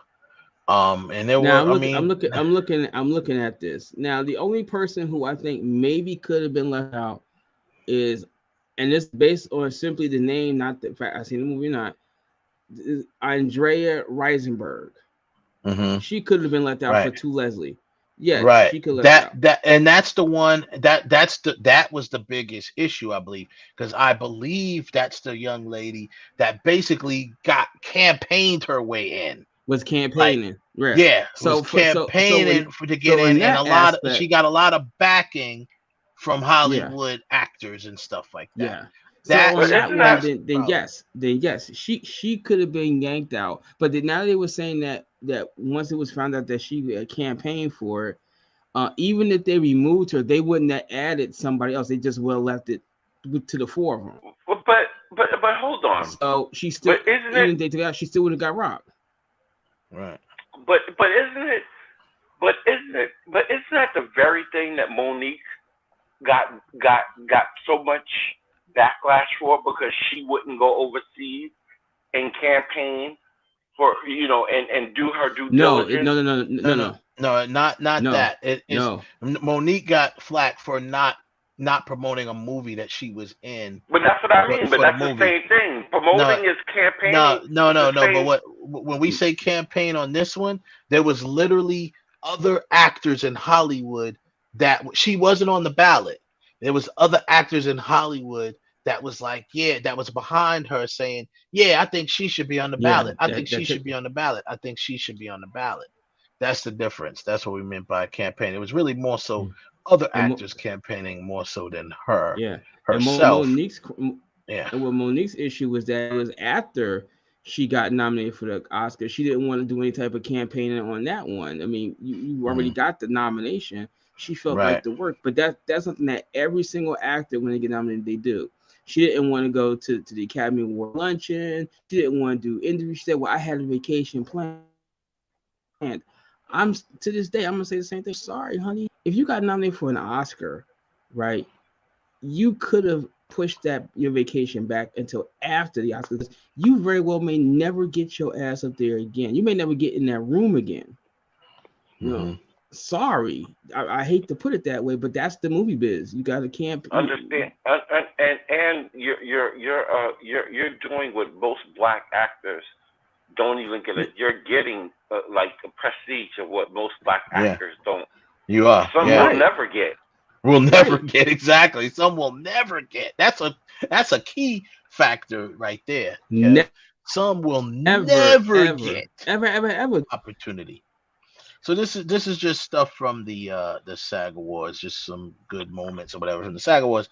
So to answer that question, yeah, she was rightfully robbed. Now, where the backlash going to come is that even if you feel rightfully robbed, you can't be out there looking like fuck this. You can't do that one. So now that people say, why can't you? Why can't you? Why? Nope. I disagree with that. Reese Witherspoon does it every time. Listen, don't get me started. There's a handful of them. Yo, Reese Witherspoon knows how to throw the shade. When she didn't win, let me tell you something. The time she was nominated for an Oscar, didn't she win? But I don't care. There are times that she didn't win. The look on her face, the disdain on her face, the look like, if her eyes were laser beam, everybody that was sitting in front of them would have been dismembered because she would have sliced them in half. Yeah, that's funny. She is the one that don't hide. She won't hide how she looks. So don't tell me that it's always whenever there's a black woman that does something, that's always, well, why they gotta act like this and why they got. I'm so sick of us having to apologize for stuff. Listen, if you didn't win and you think you should have won, yeah, you're gonna be a little bit salty about it. And why shouldn't your face show it? Well, like, don't point your camera at me. I feel this is what I have mixed feelings on it.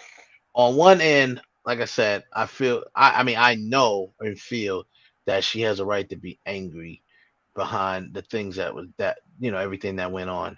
But then on the other side, I'm like, well, there's the door. You don't have to be here. You can just leave. You can go back Seat to filler. work. You can go back. Seat You can filler, go back please. working for. You can go back working for Boston Market. So sorry. It's like, so okay, that's cool. And at the same time, there are plenty of, where there are a few that do the same thing, white or otherwise. There are mostly people that be good sports about it, so to speak. Yeah. Or, at least in the view of the camera. The view of the camera. When you go to the the camera, government, that camera's flying around everywhere. Yeah. So when you go to the governor's ball, and you know what, and let the camera. They could put on the screw face. Listen, and let the camera show for the record. Excuse my language. The rest of these bees. I know my performance was better than theirs, but okay, well, whatever. Yeah, exactly. So I mean, like I said, she has a right to be angry with the entire narrative, because let's be honest, out of the major ones, she came away with nothing. She got nominated for and I mean, in NAACP Image Awards is major as far as it being our people, and it's one of the ones that they really like to go, that black people like to attend, because they try to get their flowers, stuff like that, and they just like, right. But the SAG Awards is one, if you, I'm gonna be honest with you, if you look at it, and I'll play that video again with the SAG Awards is one of the most favorite awards shows amongst the actors, because they get a chance to be around their peers. They know that the voting comes from their peers, and that it just feels better. That's why I want to say this. So the SAG Awards took place this year, broadcasted on YouTube page for Netflix. Netflix's YouTube page, right? So this is one of their favorite. You could tell by the looks on the actors' faces. They're happy to see each other. They may have worked with each other once before. Blah blah blah blah blah. So it's a whole thing, and it feels more intimate for them, because this is, it's a room full of your tribe of people. You know what I'm saying? But you know what? I'm looking at her face. I think that's just her resting bitch face. I don't think she was angry about nothing looking at this picture. But then again, looking at homegirl, I don't know, man, because arrested. And it also, I don't think that's resting face, because look at her nose. Look like her nose is like flared up a little bit. Yeah, it's flared up. But you know what? She could be. You know what? But she could be mad about something that happened before she got to the Oscars, and she ain't able to let it go. Well, and she's sitting there brewing about it, or it could be that they sat her at a table, or they could be that they sat her at a table with a bunch of people that she don't know, and she's like, "What the hell is going on here?" Yeah, I don't think so. I don't think that's the case either. That could be a possibility. But my point is, this particular picture is directly during Brandon Fraser. What the hell is his name? Fraser. Brendan Fraser's acceptance speech that he won for The Whale, and he's going through it. He's saying what he's saying. So that's why you got people standing up, clapping, and stuff like that. And there was a couple times, I believe, that technical director for that night, he noticed her and he kept hitting her. He kept hitting that. He was probably like, cut the camera, cut to this camera, because I'm telling you, almost every time when somebody was clapping, that's all everybody's gonna be talking about today. She wasn't even clapping. Like, people were clapping for like people winning awards, and she wasn't even clapping. I was like, damn, son, damn. I said, yo, she's like, why I'm even here? That face to me says, "Seat filler, please. I need to get out of here." Gotta go to the bathroom. You know what? She probably really. The other thing could be is that she probably really didn't want to be there, or nominated or not, and somebody probably got in her ear was like, "Look." Well, she didn't have to go. I don't think she went to the NAACP one because I didn't see her there. I didn't see any pictures of her, no red carpet pictures. I don't think she went to that one, and that's the one she didn't win, but she got nominated. She got nominated here too. That's obviously you try to go to the ones that you're nominated for, right? And somebody probably told her that she better show up. And I guarantee you, the dude that she's messing with behind the scenes pissed her off before she got there. She's like, "Oh, wait, get out of here!" And like I said earlier, Wes, if that's not the case, she ain't getting no booty for a while. She's bad. She's mad. Well, I think honestly, you gotta I don't know who a publicist is, but they're gonna have to, get a little tougher. Listen, you either do one thing, you either don't show up at all, which a lot of people who don't dig these award shows or for whatever reason they don't mess with them, they just don't go. You know what I'm saying? Because they feel like maybe I'm not gonna go there and be fake and clap when I don't even want to be there, right? So you have that choice. Just don't go. And if you do win, okay, cool. Record a message. Thanks, that you won. That's one option. The other option is just be humble. You got. I mean, even though you mad, you could be mad. You got to be humble, man. It's just part of the game. But who says? But here's the thing: who says she ain't being humble? You can be mad and be humble. I'm saying that don't look humble. That look pissed off. I'm sorry, pissed off. But listen, but you can still be. You can be two things at once. You got exactly. I'm humbly pissed. I'm humbly angry right now. Yeah, I'm humbly pissed. And please, if you don't want the smoke, stay over there. Don't come over here. Yeah, I think, like I said, I feel for her. I feel she did dirty along with other people. She's not the only one who did, but I think she definitely got kind of a little bit of a raw deal this week. Now the question is, she's gotta learn from this and bounce back. You know what I mean? Yeah. Oh yeah. Oh, she's leaving, huh? No nonsense. Take care, everybody. Okay, cool. Thank you for joining us. Make sure you come back next week. We enjoy you. We enjoyed you. Thanks for coming through. No nonsense. And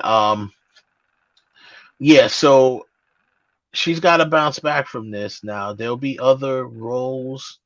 There'll be other opportunities. Now this was a very important role, at least to our culture. It is. I would have thought. I was thinking that because you know how the NAACP awards do. They try to find ways of celebrating everybody, right? I really thought that they should have put more emphasis on the movie Till. Even if you don't give it an award, put an emphasis on it. Celebrate the actual making of it. Obviously, it's not a topic you want to celebrate, but celebrate the fact that they were able to pull off a good movie, a nice telling of it with good acting and stuff like that. I mean, I think they should have put more highlight on the film. I really did. I thought if anywhere it would have been done at the NAACP Image Awards. But the point of the NAACP Awards is to shine a light on projects that traditionally usually get overlooked and not nominated. Let's call it what it is. Right. And that's what happened to this. Till is certainly the example. Till definitely falls in there. It got nominated. They did nominate it once or twice. It got nominated for Best Picture, and she got nominated, and the young man who played Till got nominated, and all of them lost. They all lost. So that's what that is. I mean, she's up against some powerhouses. So to me, it's not a big surprise that she lost, because I mean, you can argue that Viola Davis's performance in The Woman King was just as good or better. It depends on how you look at it, right? So, we'll see. I'm gonna keep an eye. We gotta keep an eye on her and see how she bounces back. What did I tell you off air? But Viola did I tell Davis. you I'm off sorry, air, I thought Viola Davis killed it in The Woman. Oh yeah, King. you said you think she's going to. I think she's gonna bounce back too and really go harder and just come out the gate and do what she got to do.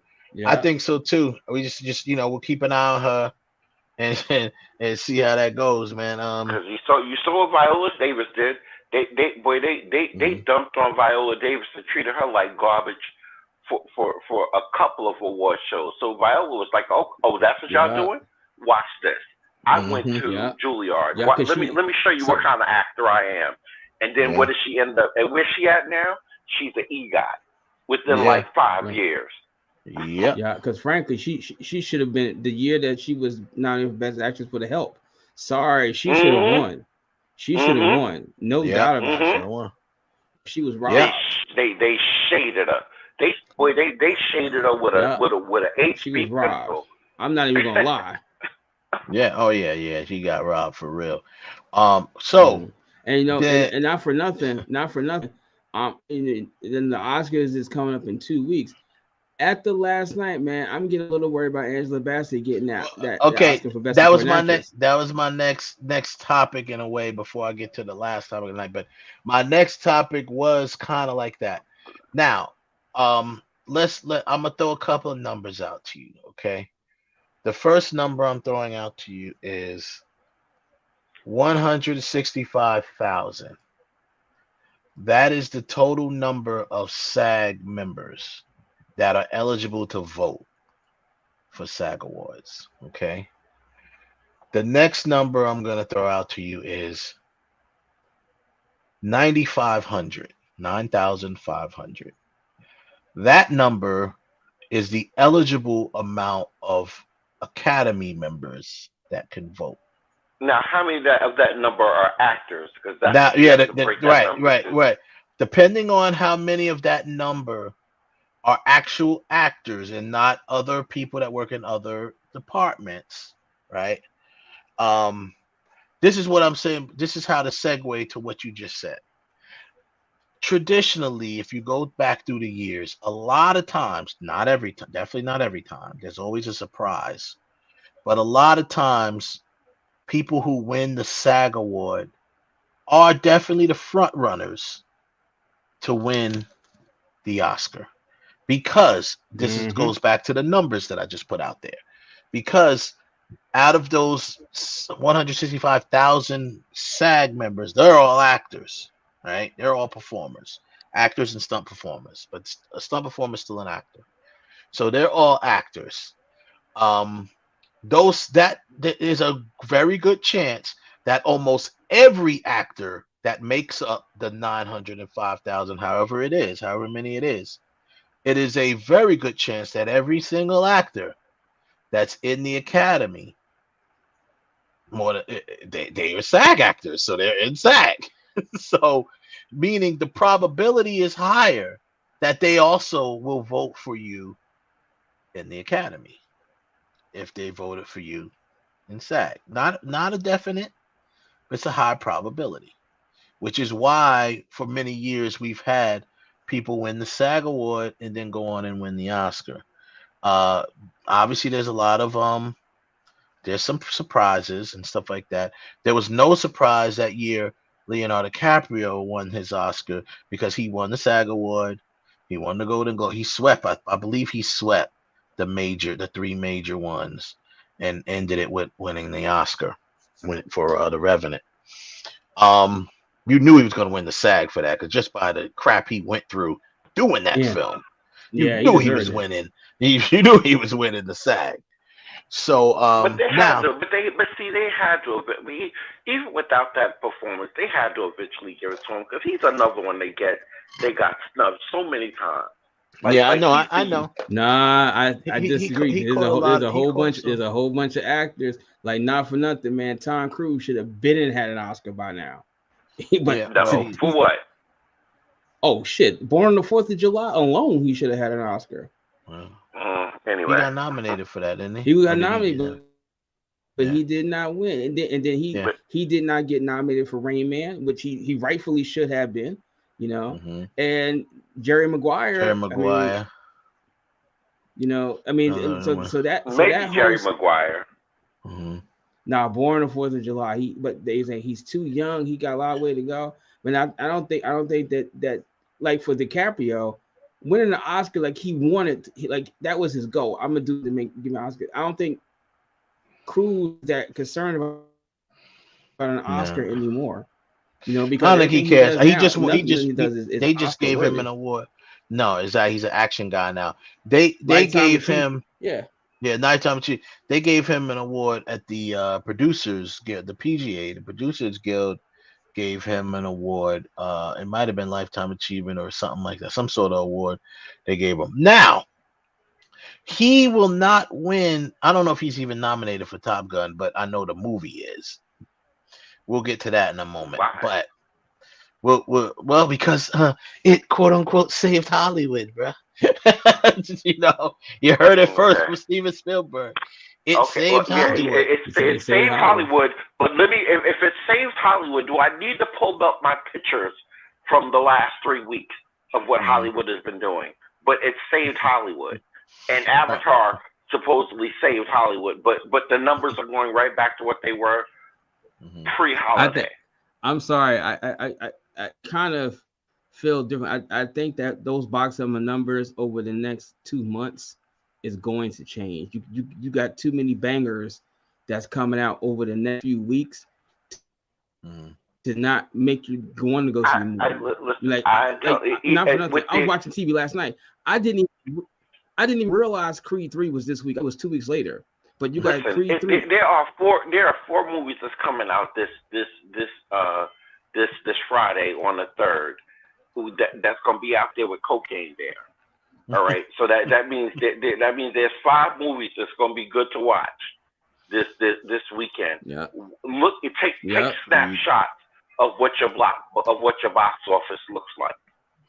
Right. For this week, and then take a snapshot of what it looks like the following week. This week is the numbers are gonna drop off. This week is gonna be Creed 3.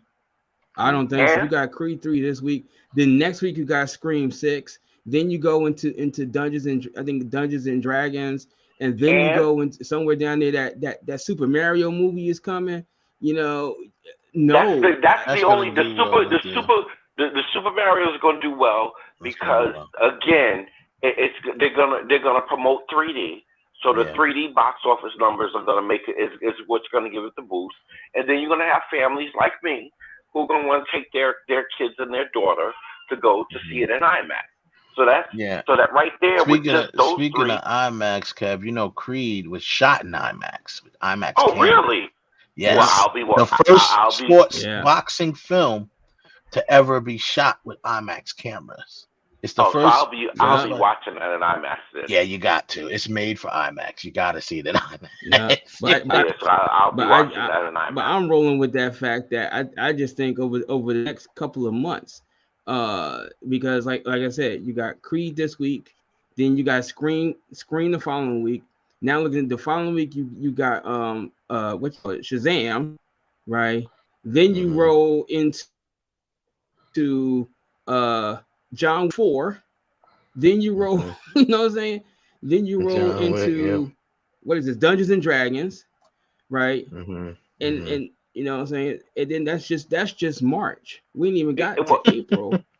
Listen, the only movies that are going to start to really show a return to the box office is when this spring comes around. When this spring comes around, that's going to be when the box office is going to pick up a little bit more. Yeah, because everybody's outside. Well, they're outside because remember there's at least I've read somewhere that they're around the springtime, May or something like that. They're about to declare that it's no longer a state of emergency or whatever, pandemic, emergency or pandemic anymore.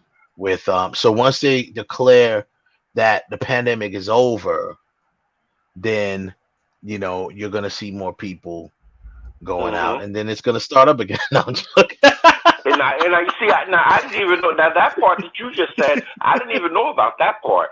Yeah, I around May they're gonna declare that the pandemic is officially over or something like that. Yeah, and also here's the other thing too. The pandemic is going to be official. They're going to declare it over, and then on top of all of that, the cold and flu season is going to end. The allergy season is going to start. Yeah. So people are going to be more. You'll just be outside sneezing. Willing to be outside. You know what I'm saying? People are going to be like, yo, I'm tired of being shut up. Yo, let's go to the movies. Yo, let's go do this. All of these people let's go to the mall and then go to the movies. Stuff like you know that. what I'm saying? We're out there. Let's make a day of it. So people gonna sit there and say that we haven't been out on a date in so long. Before coming out, maybe we should go see it, or let's go check that. Let's take the kids to go see Super Mario Brothers. Yeah. So it's funny that you said what you saying Creed 3 coming out kind of leads to our next topic, our last topic of the night, which is I decided to entitle it Michael B. Jordan's Revenge. And here we go. And this is why. We got Michael B. Jordan, the director and the star of Creed 3. Look at the and, face. We know each other. We go way back all the way to Chad Science in Newark, okay? No, I did not say that. Misquoted for sure. No, you did not hear me say. I said we used to make fun of the name. But yeah, he is obviously killing things out here. How is the difference between you actually directing and working with the same people that you were directed with versus? It was awesome. It's a family vibe. The last nine years of my life, I spent on the Creed films. They're very supportive. Tessa, Felicia, Rashad, Wood Harris, people that see me grow up. And for the fact that I stepped behind the camera and finally got a chance to direct them, they loved it. They embraced it. And it was an event. Was it difficult for you mentally because you're coming out of a different space? Okay, I'm going to stop it there for a second because I got to commentate here. Right. So now, this person is someone who she just said went to school with Michael B. Jordan. And you just heard her. You just heard her admit that she used to make fun of his name. Right now, this is due to a previous. She has her own radio show. Right, it's called The Morning Hustle or whatever, and they she had a guest on. I think this was after Lori Harvey broke up with Michael B. Jordan, so that was like the talk at that point, the gossip. She had a guest on, and they were talking about that. And apparently, or allegedly, the guest, she's saying, and I didn't listen to the whole, I heard bits and pieces of it. So allegedly, the guest was the one who said something like, Michael B. Jordan, he strikes me as this corny person or whatever. I'm paraphrasing. She was, on there with it. She may not have been the one who actually said he was corny. However, she co-signed it. Number two, and then she went into telling a story of how she used the word "we," meaning her and other students used to make fun of his name, used to make fun of him. He was the butt of the joke. She said they made fun of his name because his name was Michael Jordan. And she said, and he was no Michael Jordan. Then they said they also used to make fun of him because he used to bring a headshot to school with him and stuff like that. He walked around with his headshots, and they made fun of him, stuff like that. So this is why. Now, take it from a person who's done media for a long time, ever since we was doing Block TV. One of the most disrespectful things you could do during an interview is turn away and start talking to other people while you're trying to be interviewed. So what Michael B. Jordan, which he just confronted her, that's why he said, "Oh, the corny dude," right? Because regardless of whether you said it at that moment, you co-signed it. So you were the one, and who knows what she said to him when they was in high school? We ain't even gotten to that. Yeah, she might have literally called him that in high school. And I just want to note, she might have took his lunch money. For those who think it's funny, they used to walk around with his headshot. I am a 80s kid. I'm a 70s baby, but I'm an 80s teen. And when we used to do the modeling up at Bear Mountain and the different model agencies that we used to go to, we were always told, always carry your headshot with you in your binder, and also in a film protector. If you had comp cards, you can get those, but those were kind of expensive back then to get done, because comp cards was composed of your headshot on one side and then several other shots on the other side, right? You could be in different looks and stuff like that. Yeah. But and we were told to always carry those on you, because you never know who you're gonna run into. He was raised by the same rule. If they're saying that, I can with confidence say that he was raised with the same rule. So that is to say, if he was wrong for you're making fun of him, but now you're on the red carpet holding the microphone. Well, that's what I was just about to say. His face. Look at him. And in her little world, she's pretty. She's no slouch. She does her thing. But look at him and look at her. Look at where he's at and look at where she's at. He is on this side of the carpet. She's on this side of the carpet. That enough said. With a big ass poster of him in the background. Right, exactly. So big ass poster. Guess what? Even though you made fun of him bringing his headshots, he was more focused, obviously, than you, because you had to claw your way to where you're at. You went through reality shows and all that other stuff. He literally worked his way up, didn't have to do any shenanigans or any compromise his integrity or anything like that, and he's become where he is now.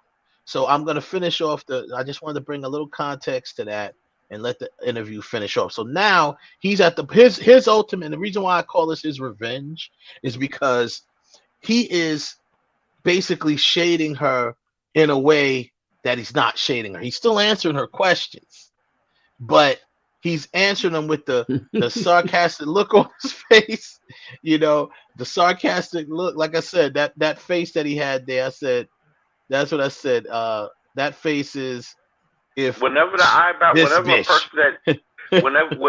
person who knows how to control their eyebrows, when that one eyebrow is kicked up and the other one's down, they really about to hammer you. But he did it nice, because me, he did it nice. Listen. Oh yeah, that's what I said. He's a better man than me, because I'd have kept it going. So now let's let it go a little bit. I mean, I was staying in it. This is about show. Isn't this the sexiest man show off right here? Who's the sexiest man? Because now who's the sexiest man? Because I thought you. He said, "What kind of question is that?" Now even John the Major's getting in on it. Shayna, what kind of question is that? Look at his face. Wait a minute, but look at Jonathan Major's face, and look at Michael B. Jordan's. Look at their faces. Like what? Yo, this face is if this bitch was a real person. That's what that says. No. They looking at her like how'd you get even here on the line? That's what they look at. How'd you even get here on the red carpet? Yo, and I was just like this, bro. All I'm saying is this. I might have to take a screenshot of this, because this says 1,000 words. This picture says 1,000 words. This is the what you call it? This still. So that look at Michael B. Jordan's face and look at him. He's looking like, you really asked that? What? And he's looking like, she had it again. So let's let it go. He might be the one right now. This is the one. This is the one right here. Yeah. So is it a tie? No tie. We don't compete. Yeah, we don't compete. Two number one. Batman and Batman, or should I? Oh no, can't say that. Superman and Superman. Sorry. Good luck with that. Okay, so you also are going to do a new film with Will Smith very soon, coming up. Is the rumor out there? Not sure. We're still working on the script. That's something that I plan on doing in the future. Not sure when. With these movies, I'm just trying to get through this project. When I get finished with this one, then I'll figure out what's going on next. How is it filming in Atlanta? It was amazing. I've done 4 or 5 films down here, shot a couple television shows, so Atlanta's a second home to me, and I love coming down here. Favorite restaurant here? Man, whatever hotel I'm in, their restaurant. Well, you're not corny anymore. Right. So She says you're not corny anymore. Yeah. So okay, now I'm gonna tell y'all something. The Lord was sitting here telling me, "Don't say it, Kevin. Don't say it, Kevin." And I'm sorry, Lord. I have to break my silence on this one. She needs to sit her goofy ass down somewhere. Listen, the dude already told you. He already told you, "Oh, I'm Mr. Corny," and now you're still running your mouth. And you're still running around. But now I wanted to point something out at the end of that interview. You saw how he basically walked off. See, like I said, he did all the elements of, I really don't want to talk to you, but I ain't going to jeopardize bringing bad press to my movie. But also what y'all didn't notice is that homegirl, and I think that was probably his girl, reached out and grabbed him like, "Come on, baby, let's go. Why you still here?" It might have been his publicist. It might have been his publicist. That was publicist or his handler. Normally, yeah. Well, he is dating. Well, we need to find out who's that chick he's dating now. Mm-hmm. Well, I know. 9 times out of 10, when you're walking the red carpet and doing interviews and stuff. See, there's two legs of the red carpet. There's pictures, and then there's interviews. Normally, if you have a date with you, you bring them with you for the pictures. You don't always, 8 times out of 10, you don't bring them when you're walking the carpet doing interviews. Your date is probably already went in the venue and just waiting for you to get to the end of it. It's very possible that you can. Some people say, screw it. Only time you see that happen is if it's a red carpet for like an award show or something like that. Sometimes they just have their date with them and they talk. But other than that, 9 times out of 10, or maybe 8 times out of 10, when they walk that leg of the carpet that they're getting in, because there's a lot of people there to interview them. So they don't want to hold their date on the carpet with them, just standing there saying nothing or doing nothing, because no one's taking a picture of you. They don't want to film you because they're not asking you questions. So it's like, okay, you go ahead of me. Normally, if I was a betting man, I would bet that was the publicist pulling him along, saying, okay, let's go. Exactly. But because wrap it up. Because number one, the publicist probably knew, oh, he's not feeling this chick. She probably don't know he or she probably didn't know it was a female, right? So she probably don't know the history behind it. But once she sat there and saw that he was just like, yeah. I mean, I've seen it happen a billion times where it's like, people come and they're like, they stand there, they ask a couple of questions, and they're like, okay. That's why I said I always go back to one of the reasons why I F with Kim Kardashian, because her publicist tried to pull her away from my show, Block TV, and didn't even want us to talk to her because we were the little guys, I guess. And she went against that and said no, came back. She walked all the way back to our microphone and gave us an interview. The publicist was trying to pull her straight to E! Entertainment. I'm like, in my mind, I'm thinking they're going to have cameras inside this venue. Like, you don't need to talk to them right now. You know what I'm saying? They're going to have cameras inside. They can talk to you at any time during the thing. Because, your show was on their network. So I say that because she didn't have to do that. You know what I'm saying? She could have just went with the publicist and be like, I'm not talking to these guys. Who are they? But she still came back and talked to us, which was dope. But anyway, the end of that interview, he walks away and he gets pulled away, and she said, I believe she obviously felt that was her little shot back at him, because she felt obviously embarrassed that he called her out. She did not expect him to do that. And I have to give all credit. I got to give credit to Michael B. Jordan, because any other situation, I would say that he was a jerk and he was rude by talking to someone else while you're being interviewed and this, that, and that. If I didn't know the context behind it, right? But she deserved every minute of that disrespect. But to be honest, not so much, because she did. That is that. No. I don't mean about that. I mean, you saying about the rudeness? Yeah, that's one of the cardinal rules in interviewing. If you're interviewing somebody and you turn your back or turn your side, that's just rude. Yeah, no. But what I'm saying is, but what he did was he didn't even give her side. He didn't give her any side. He stayed in front of her, and really what happened was Jonathan Majors interrupted the interview. So So Michael B. Jordan just did what any other actor would do when another actor comes along and interrupts the interview, and gave him a pound and still talk with him, and then bring him into the interview. And now here's the thing: if she was a very good interviewer, she would have took advantage of that moment a lot more than the little bit that she garbage did. that she did. Who's the sexiest? What the hell are you asking that? That's why he said, what type of question is that? At that point, one of her questions should have been like, wow, how is it working with each other? You two are you're not at your peak, but you're very much past being on the rise. But like her questions should have been in the field of, I got two of the major parts of this film together. What was that like? What was the energy like on set? And can we look forward to seeing you guys again?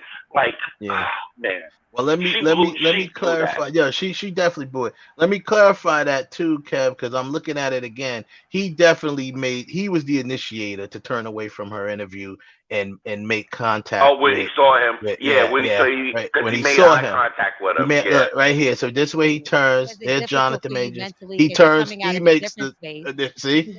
He made that initiation. He pulled them in. Yeah. So and that was obviously intentional. But what I'm saying, but under normal circumstances, that would be considered a D move. Yes. You know what I'm saying? That would be considered a real prick move. You know what I'm saying? Because you be like, yo, dude, you in the middle of an interview and you pulling someone else into it. I don't care if they're in the movie. I'll interview them next.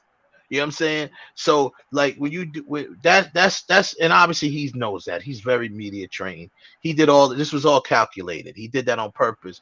And as you can see, she like you pointed out, Kev, she didn't know how to really handle it. She just kind of tried to flow with it and say, oh, here's the two number one sexiest men and blah blah blah. Who's the sexiest? So at that point, that's how she handled it. And like Kev pointed out, she handled it wrong. She dropped the ball there. She had a really good missed opportunity.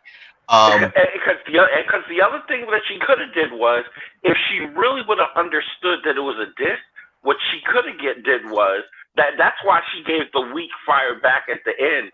You're not corny anymore, because there was nothing left to say.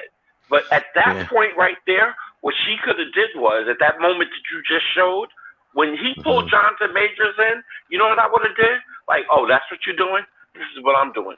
So Jonathan, I just would have went to him. If she was, she's obviously not, she ain't witty enough, obviously. So yeah, it would have been like, oh, he bringing him in. Okay, cool. Have a good night. So Jonathan, but I mean, the bottom line is this. These dudes been working with each other for a while now, but Jonathan felt that energy too. He felt it. He felt the energy. You could tell. He came in the gate talking about type of question is that. Yeah, like, see what she did. What she should have did was, so Jonathan, so you're being the not so corny person. See, I would open up the door. See, I would have forced. See, if she was really trying to destroy his moment, I would have forced him into a situation where he would either have to walk off or he would have had to comment. The comment and flip on her. But at the same time, what I think is, to be honest, obviously, they're both there to represent their brand, right? Right. She wasn't going to do that because she don't want to, number one, look like the bad guy, because she just got finished saying, I didn't say that, I was misquoted. So she didn't want to look like the bad guy. So she wasn't going to do something. But I know what you're saying, though. But her little shot was simply, well, you're not corny no more. And for the people that are out there defending her, talking about she didn't call him corny, he overreacted for no reason, blah blah blah. Like, yo, first of all, you did not go to high school with these people. That's number one. Number two, that's true. She clearly admitted in that interview that she did before that she used the word we. We used to make fun of him. So she was basically a high school bully, and making fun of this guy and stuff like that. And then she said, when she clarified to him, I did not say that. That was misquoted. He said, no, I heard you. Said, no, you didn't hear me say that. She's like, I just said that we used to make fun of your name. So she just admitted that again. No, and here's the thing. He said, no, I heard you. What that no, I heard you mean? No, I'm not talking about no, I heard you at the interview. No, I heard you back in high school. And I held on to it. I filed that shit away. And I heard you in the lunchroom. I heard you in the lunchroom. I'm glad you said when that. I was walking past, when I was walking past to go get my free lunch or whatever, I heard what you were saying and just act like I didn't hear you. Like my Walkman was on. Like I'm doing right now. I'm acting like I don't hear you. I'm move over to my man here and talk to him. I'm sorry I'm in my feelings, but I've been a victim of that. Yeah, so I understand exactly what he's saying. I relate to it as well to a degree. And what he's saying is like the word that you used that I held on to it.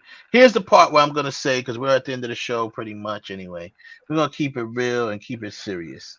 This is serious business here. That when you said the word hold on to it, the phrase hold on to it, people don't realize that that's what happens, man. Words hurt and people do hold on to them. And when you're getting bullied, that shit stays with you. It can. Not everyone, but it does a little bit. Even if you're a strong person, it stays with you. And even once you become successful, it all comes full circle. You know who had the same exact experience, even bigger? Chris Rock. Chris Rock has been bullied all his life, he said, coming up. And when he was doing that film Top 5, one of the people who was security was one of his bullies from high school, working on his set that he was directing. He directed that film. He produced it and he directed it and he starred in it. So it's like the same exact scenario pretty much. And he's like, here he is now. He came face to face with the guy and the guy was like, hey, Chris, blah, blah, blah, whatever. He doing his job, but at the same time, he's like, yo, what up, Chris? We go back. He said, well, this is the thing. And Chris Rock said something, I'm paraphrasing, but he basically said, the funny thing is the best. And so he was like, so did you fire him? He said, no, I didn't fire him or anything like that. He was there to do his job and he was doing his job. I didn't get him fired. And he said the best revenge was the fact that if things were different between you and I, you'd be on this side, not on that side. You see what I'm saying? There's the difference. If we were, you would be on this side of the coin with me and my people that I've employed. You'd be above the line instead of below the line, basically. For those of you who don't understand what Wes is saying, if Chris Rock would have came on set, if that dude would have been a bully back in the day, and Chris Rock would have came on set and been like, "What are you doing here? You're a security guard here. Talk to me after the show, after we're done. I got something. I want you on my staff. I want you on my staff. I got something else for you. You getting upgraded." You know what I'm saying? And that's exactly what happens. And that happens to a lot of people in life. You become a blessing to become a blessing to others. Yeah. So that's what he said. If things would have been different and you wouldn't have treated me the way you did, you'd be on this side of the line instead of that side of the line. So that's the same thing with him, same type of situation. Here he is now confronting with the bully, quote unquote, one of them at least. And it's like, hey, like we just said, look at where he is and look at where she is. Her job is to talk about him in a good way now, as far as covering his movie. Now she can choose to go back and slander him if she wants to, but guess what? Thanks to Cardi B, people are less likely to do that now. Because now 50 Cent just sued a blog and won. that this defamation stuff is starting to finally stick. Oh wait, hold up, wait a minute. 51 is sued against the people who the Shade about Room. the erectile dysfunction. He sued the Shade Room because the Shade Room posted an ad that had that doctor or whatever. I think he's suing her too. That doctor's like, oh, we want to thank 50 Cent for coming through. Now this was a clinic, but this clinic does more than erectile dysfunction, penile enhancement. That's what it was. Yeah, it was penile enhancement. That's what it is. Penile enhancement. So, but they do more than that. They do other stuff, right? So, for her to say that could mean anything. But they put that on the ad, the actual ad that was for penile enhancement. And the fact that the fact that it happened around the same time that remember that time in Power where actually they claim, I think 50 was lying, but he claimed that Stars that they didn't cut the part where they basically showed his penis on Power, and it was like during like a sex scene or something like that, and he was catching flack for that, whatever. So all of that wrapped up in what the Shade Room did was to make to add salt in the wound. They put this thing out to make it seem and imply. They never actually said it or whatever, or they might have did a story about it, but they made you think that he was with that person, that doctor, because he was trying to get a penile enhancement. So that's what it was. That's what it was. So he sued them for defamation, and he won. And just like Cardi B sued Tasha K because Tasha K basically said Cardi B had herpes. And listen, I got time today.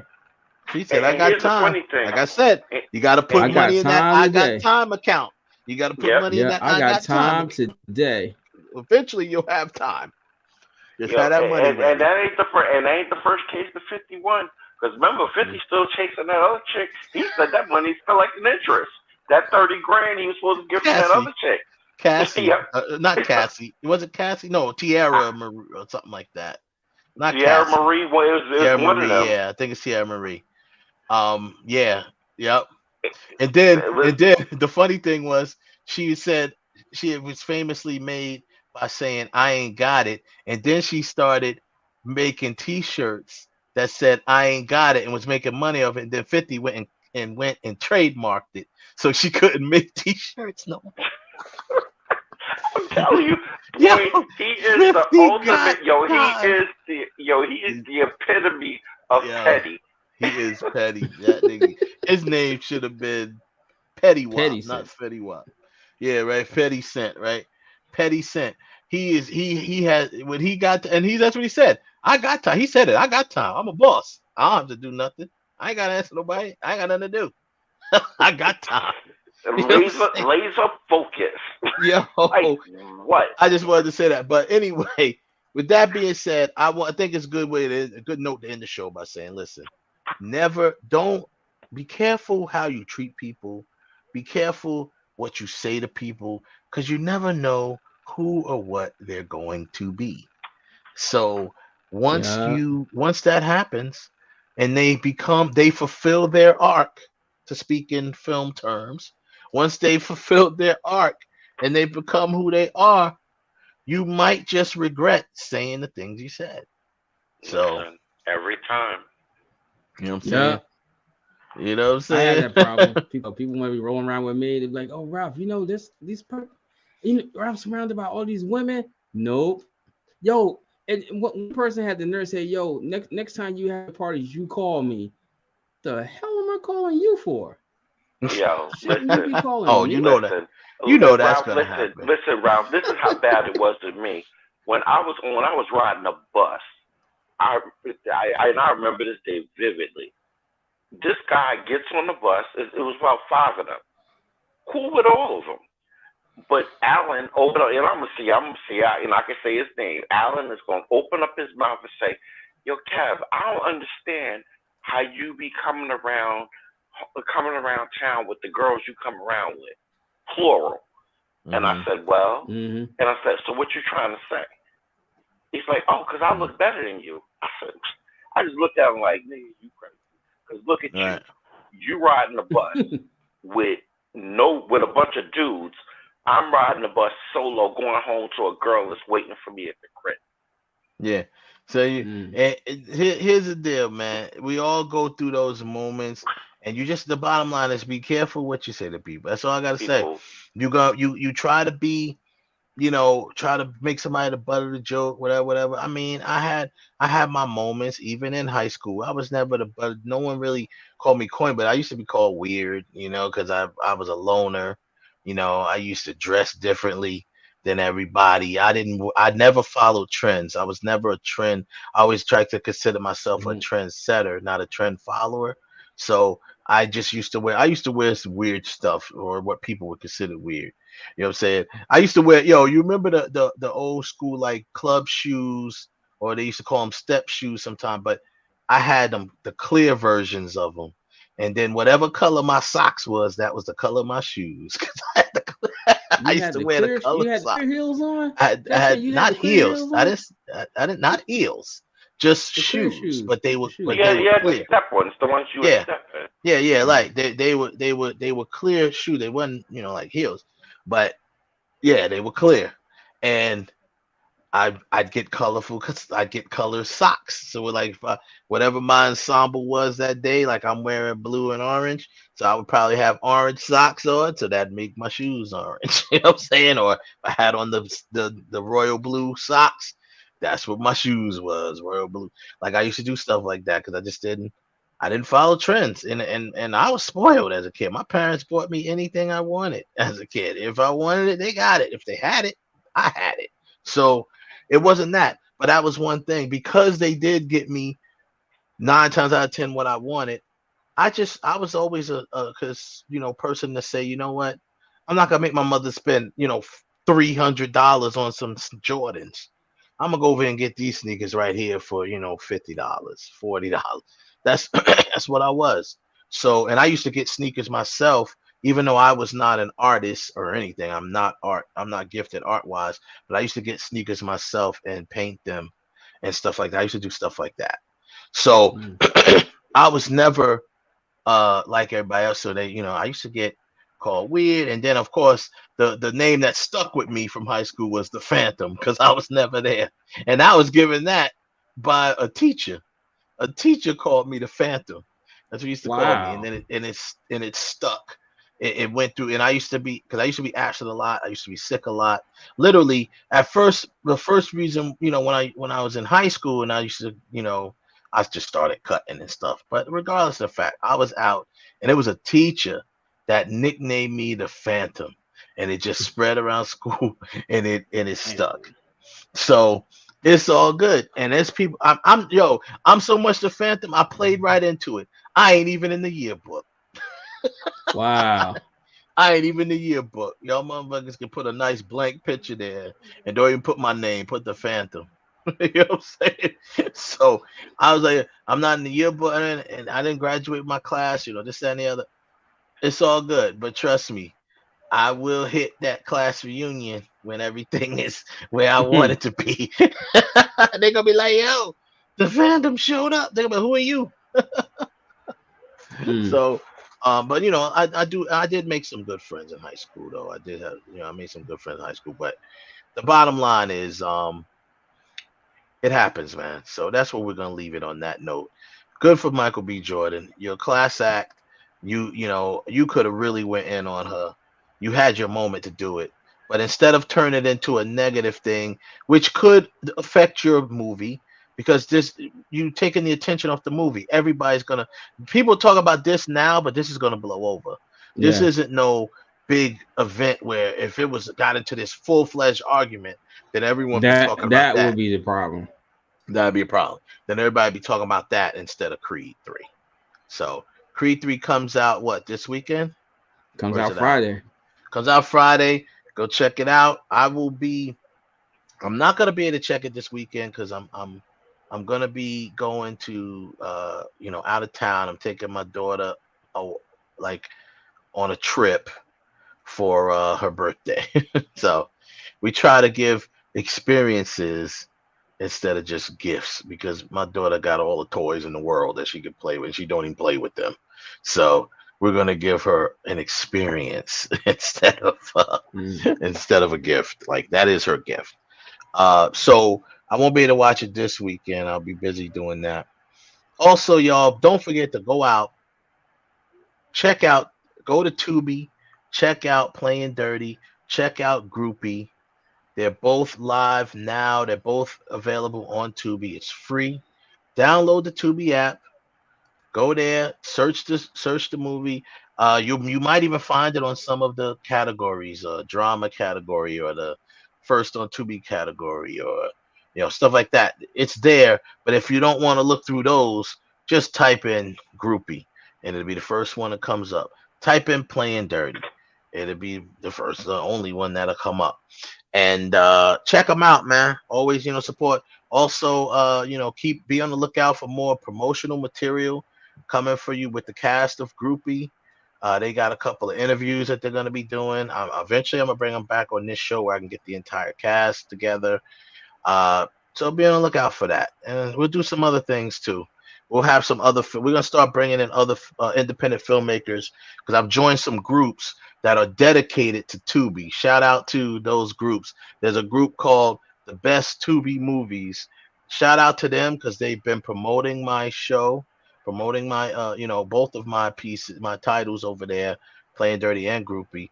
And this is a group that has like over 100,000 members, and they are they're all Tubi lovers and watchers and filmmakers.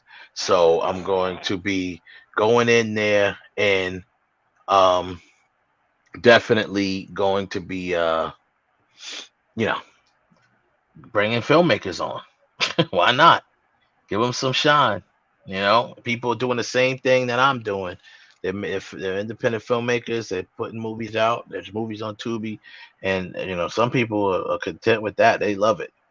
So that's all, man. That's all I got. Next week we'll probably. I know it depends if I'm gonna be able to make the show next week because of me being out of town. I think I'll be back by then, though, but we'll know in ahead of time. That's it, man. We gotta look forward now to the Oscars, and like what you said, we gotta be careful now. Jamie Lee Curtis winning. Not saying I think she's gonna win an Oscar. I don't know if she's gonna do that, but it might have threw a monkey wrench in Angela Bassett because of her winning the SAG award over Angela Bassett. So we'll see where they go with it. And she's old school. She's granddaughtered into Hollywood. Oh yeah, she's granddaughtered into Hollywood. I mean, she is she's a Hollywood kid. She's Hollywood royalty. She's royalty. She's Hollywood royalty. She's Hollywood royalty. Both of her parents was so she is like that. She mentioned that in her little speech. I'm an actor speech in the SAG Awards, which was a really good SAG. Good. I liked it. And my last thing I want to say about that is I like what they did as an experiment with putting it on Netflix and using the YouTube channel, because they were a little more lenient with the speeches, and they got the curse, like so you can get like true authentic moments. It's not like they were up there cursing up a storm, but you got true authentic moments when you would hear like a curse or something like that, and they weren't gonna bleep it out because they don't have to. It's Netflix. They don't have to bleep that out. You know what I'm saying? So I like that idea. It might be something that one of the other award shows might want to try one day if they want to. They want to avoid stuff like that, or have to worry about cursing and stuff like that going on at their show. If those authentic moments, we call them, but I like that they did that.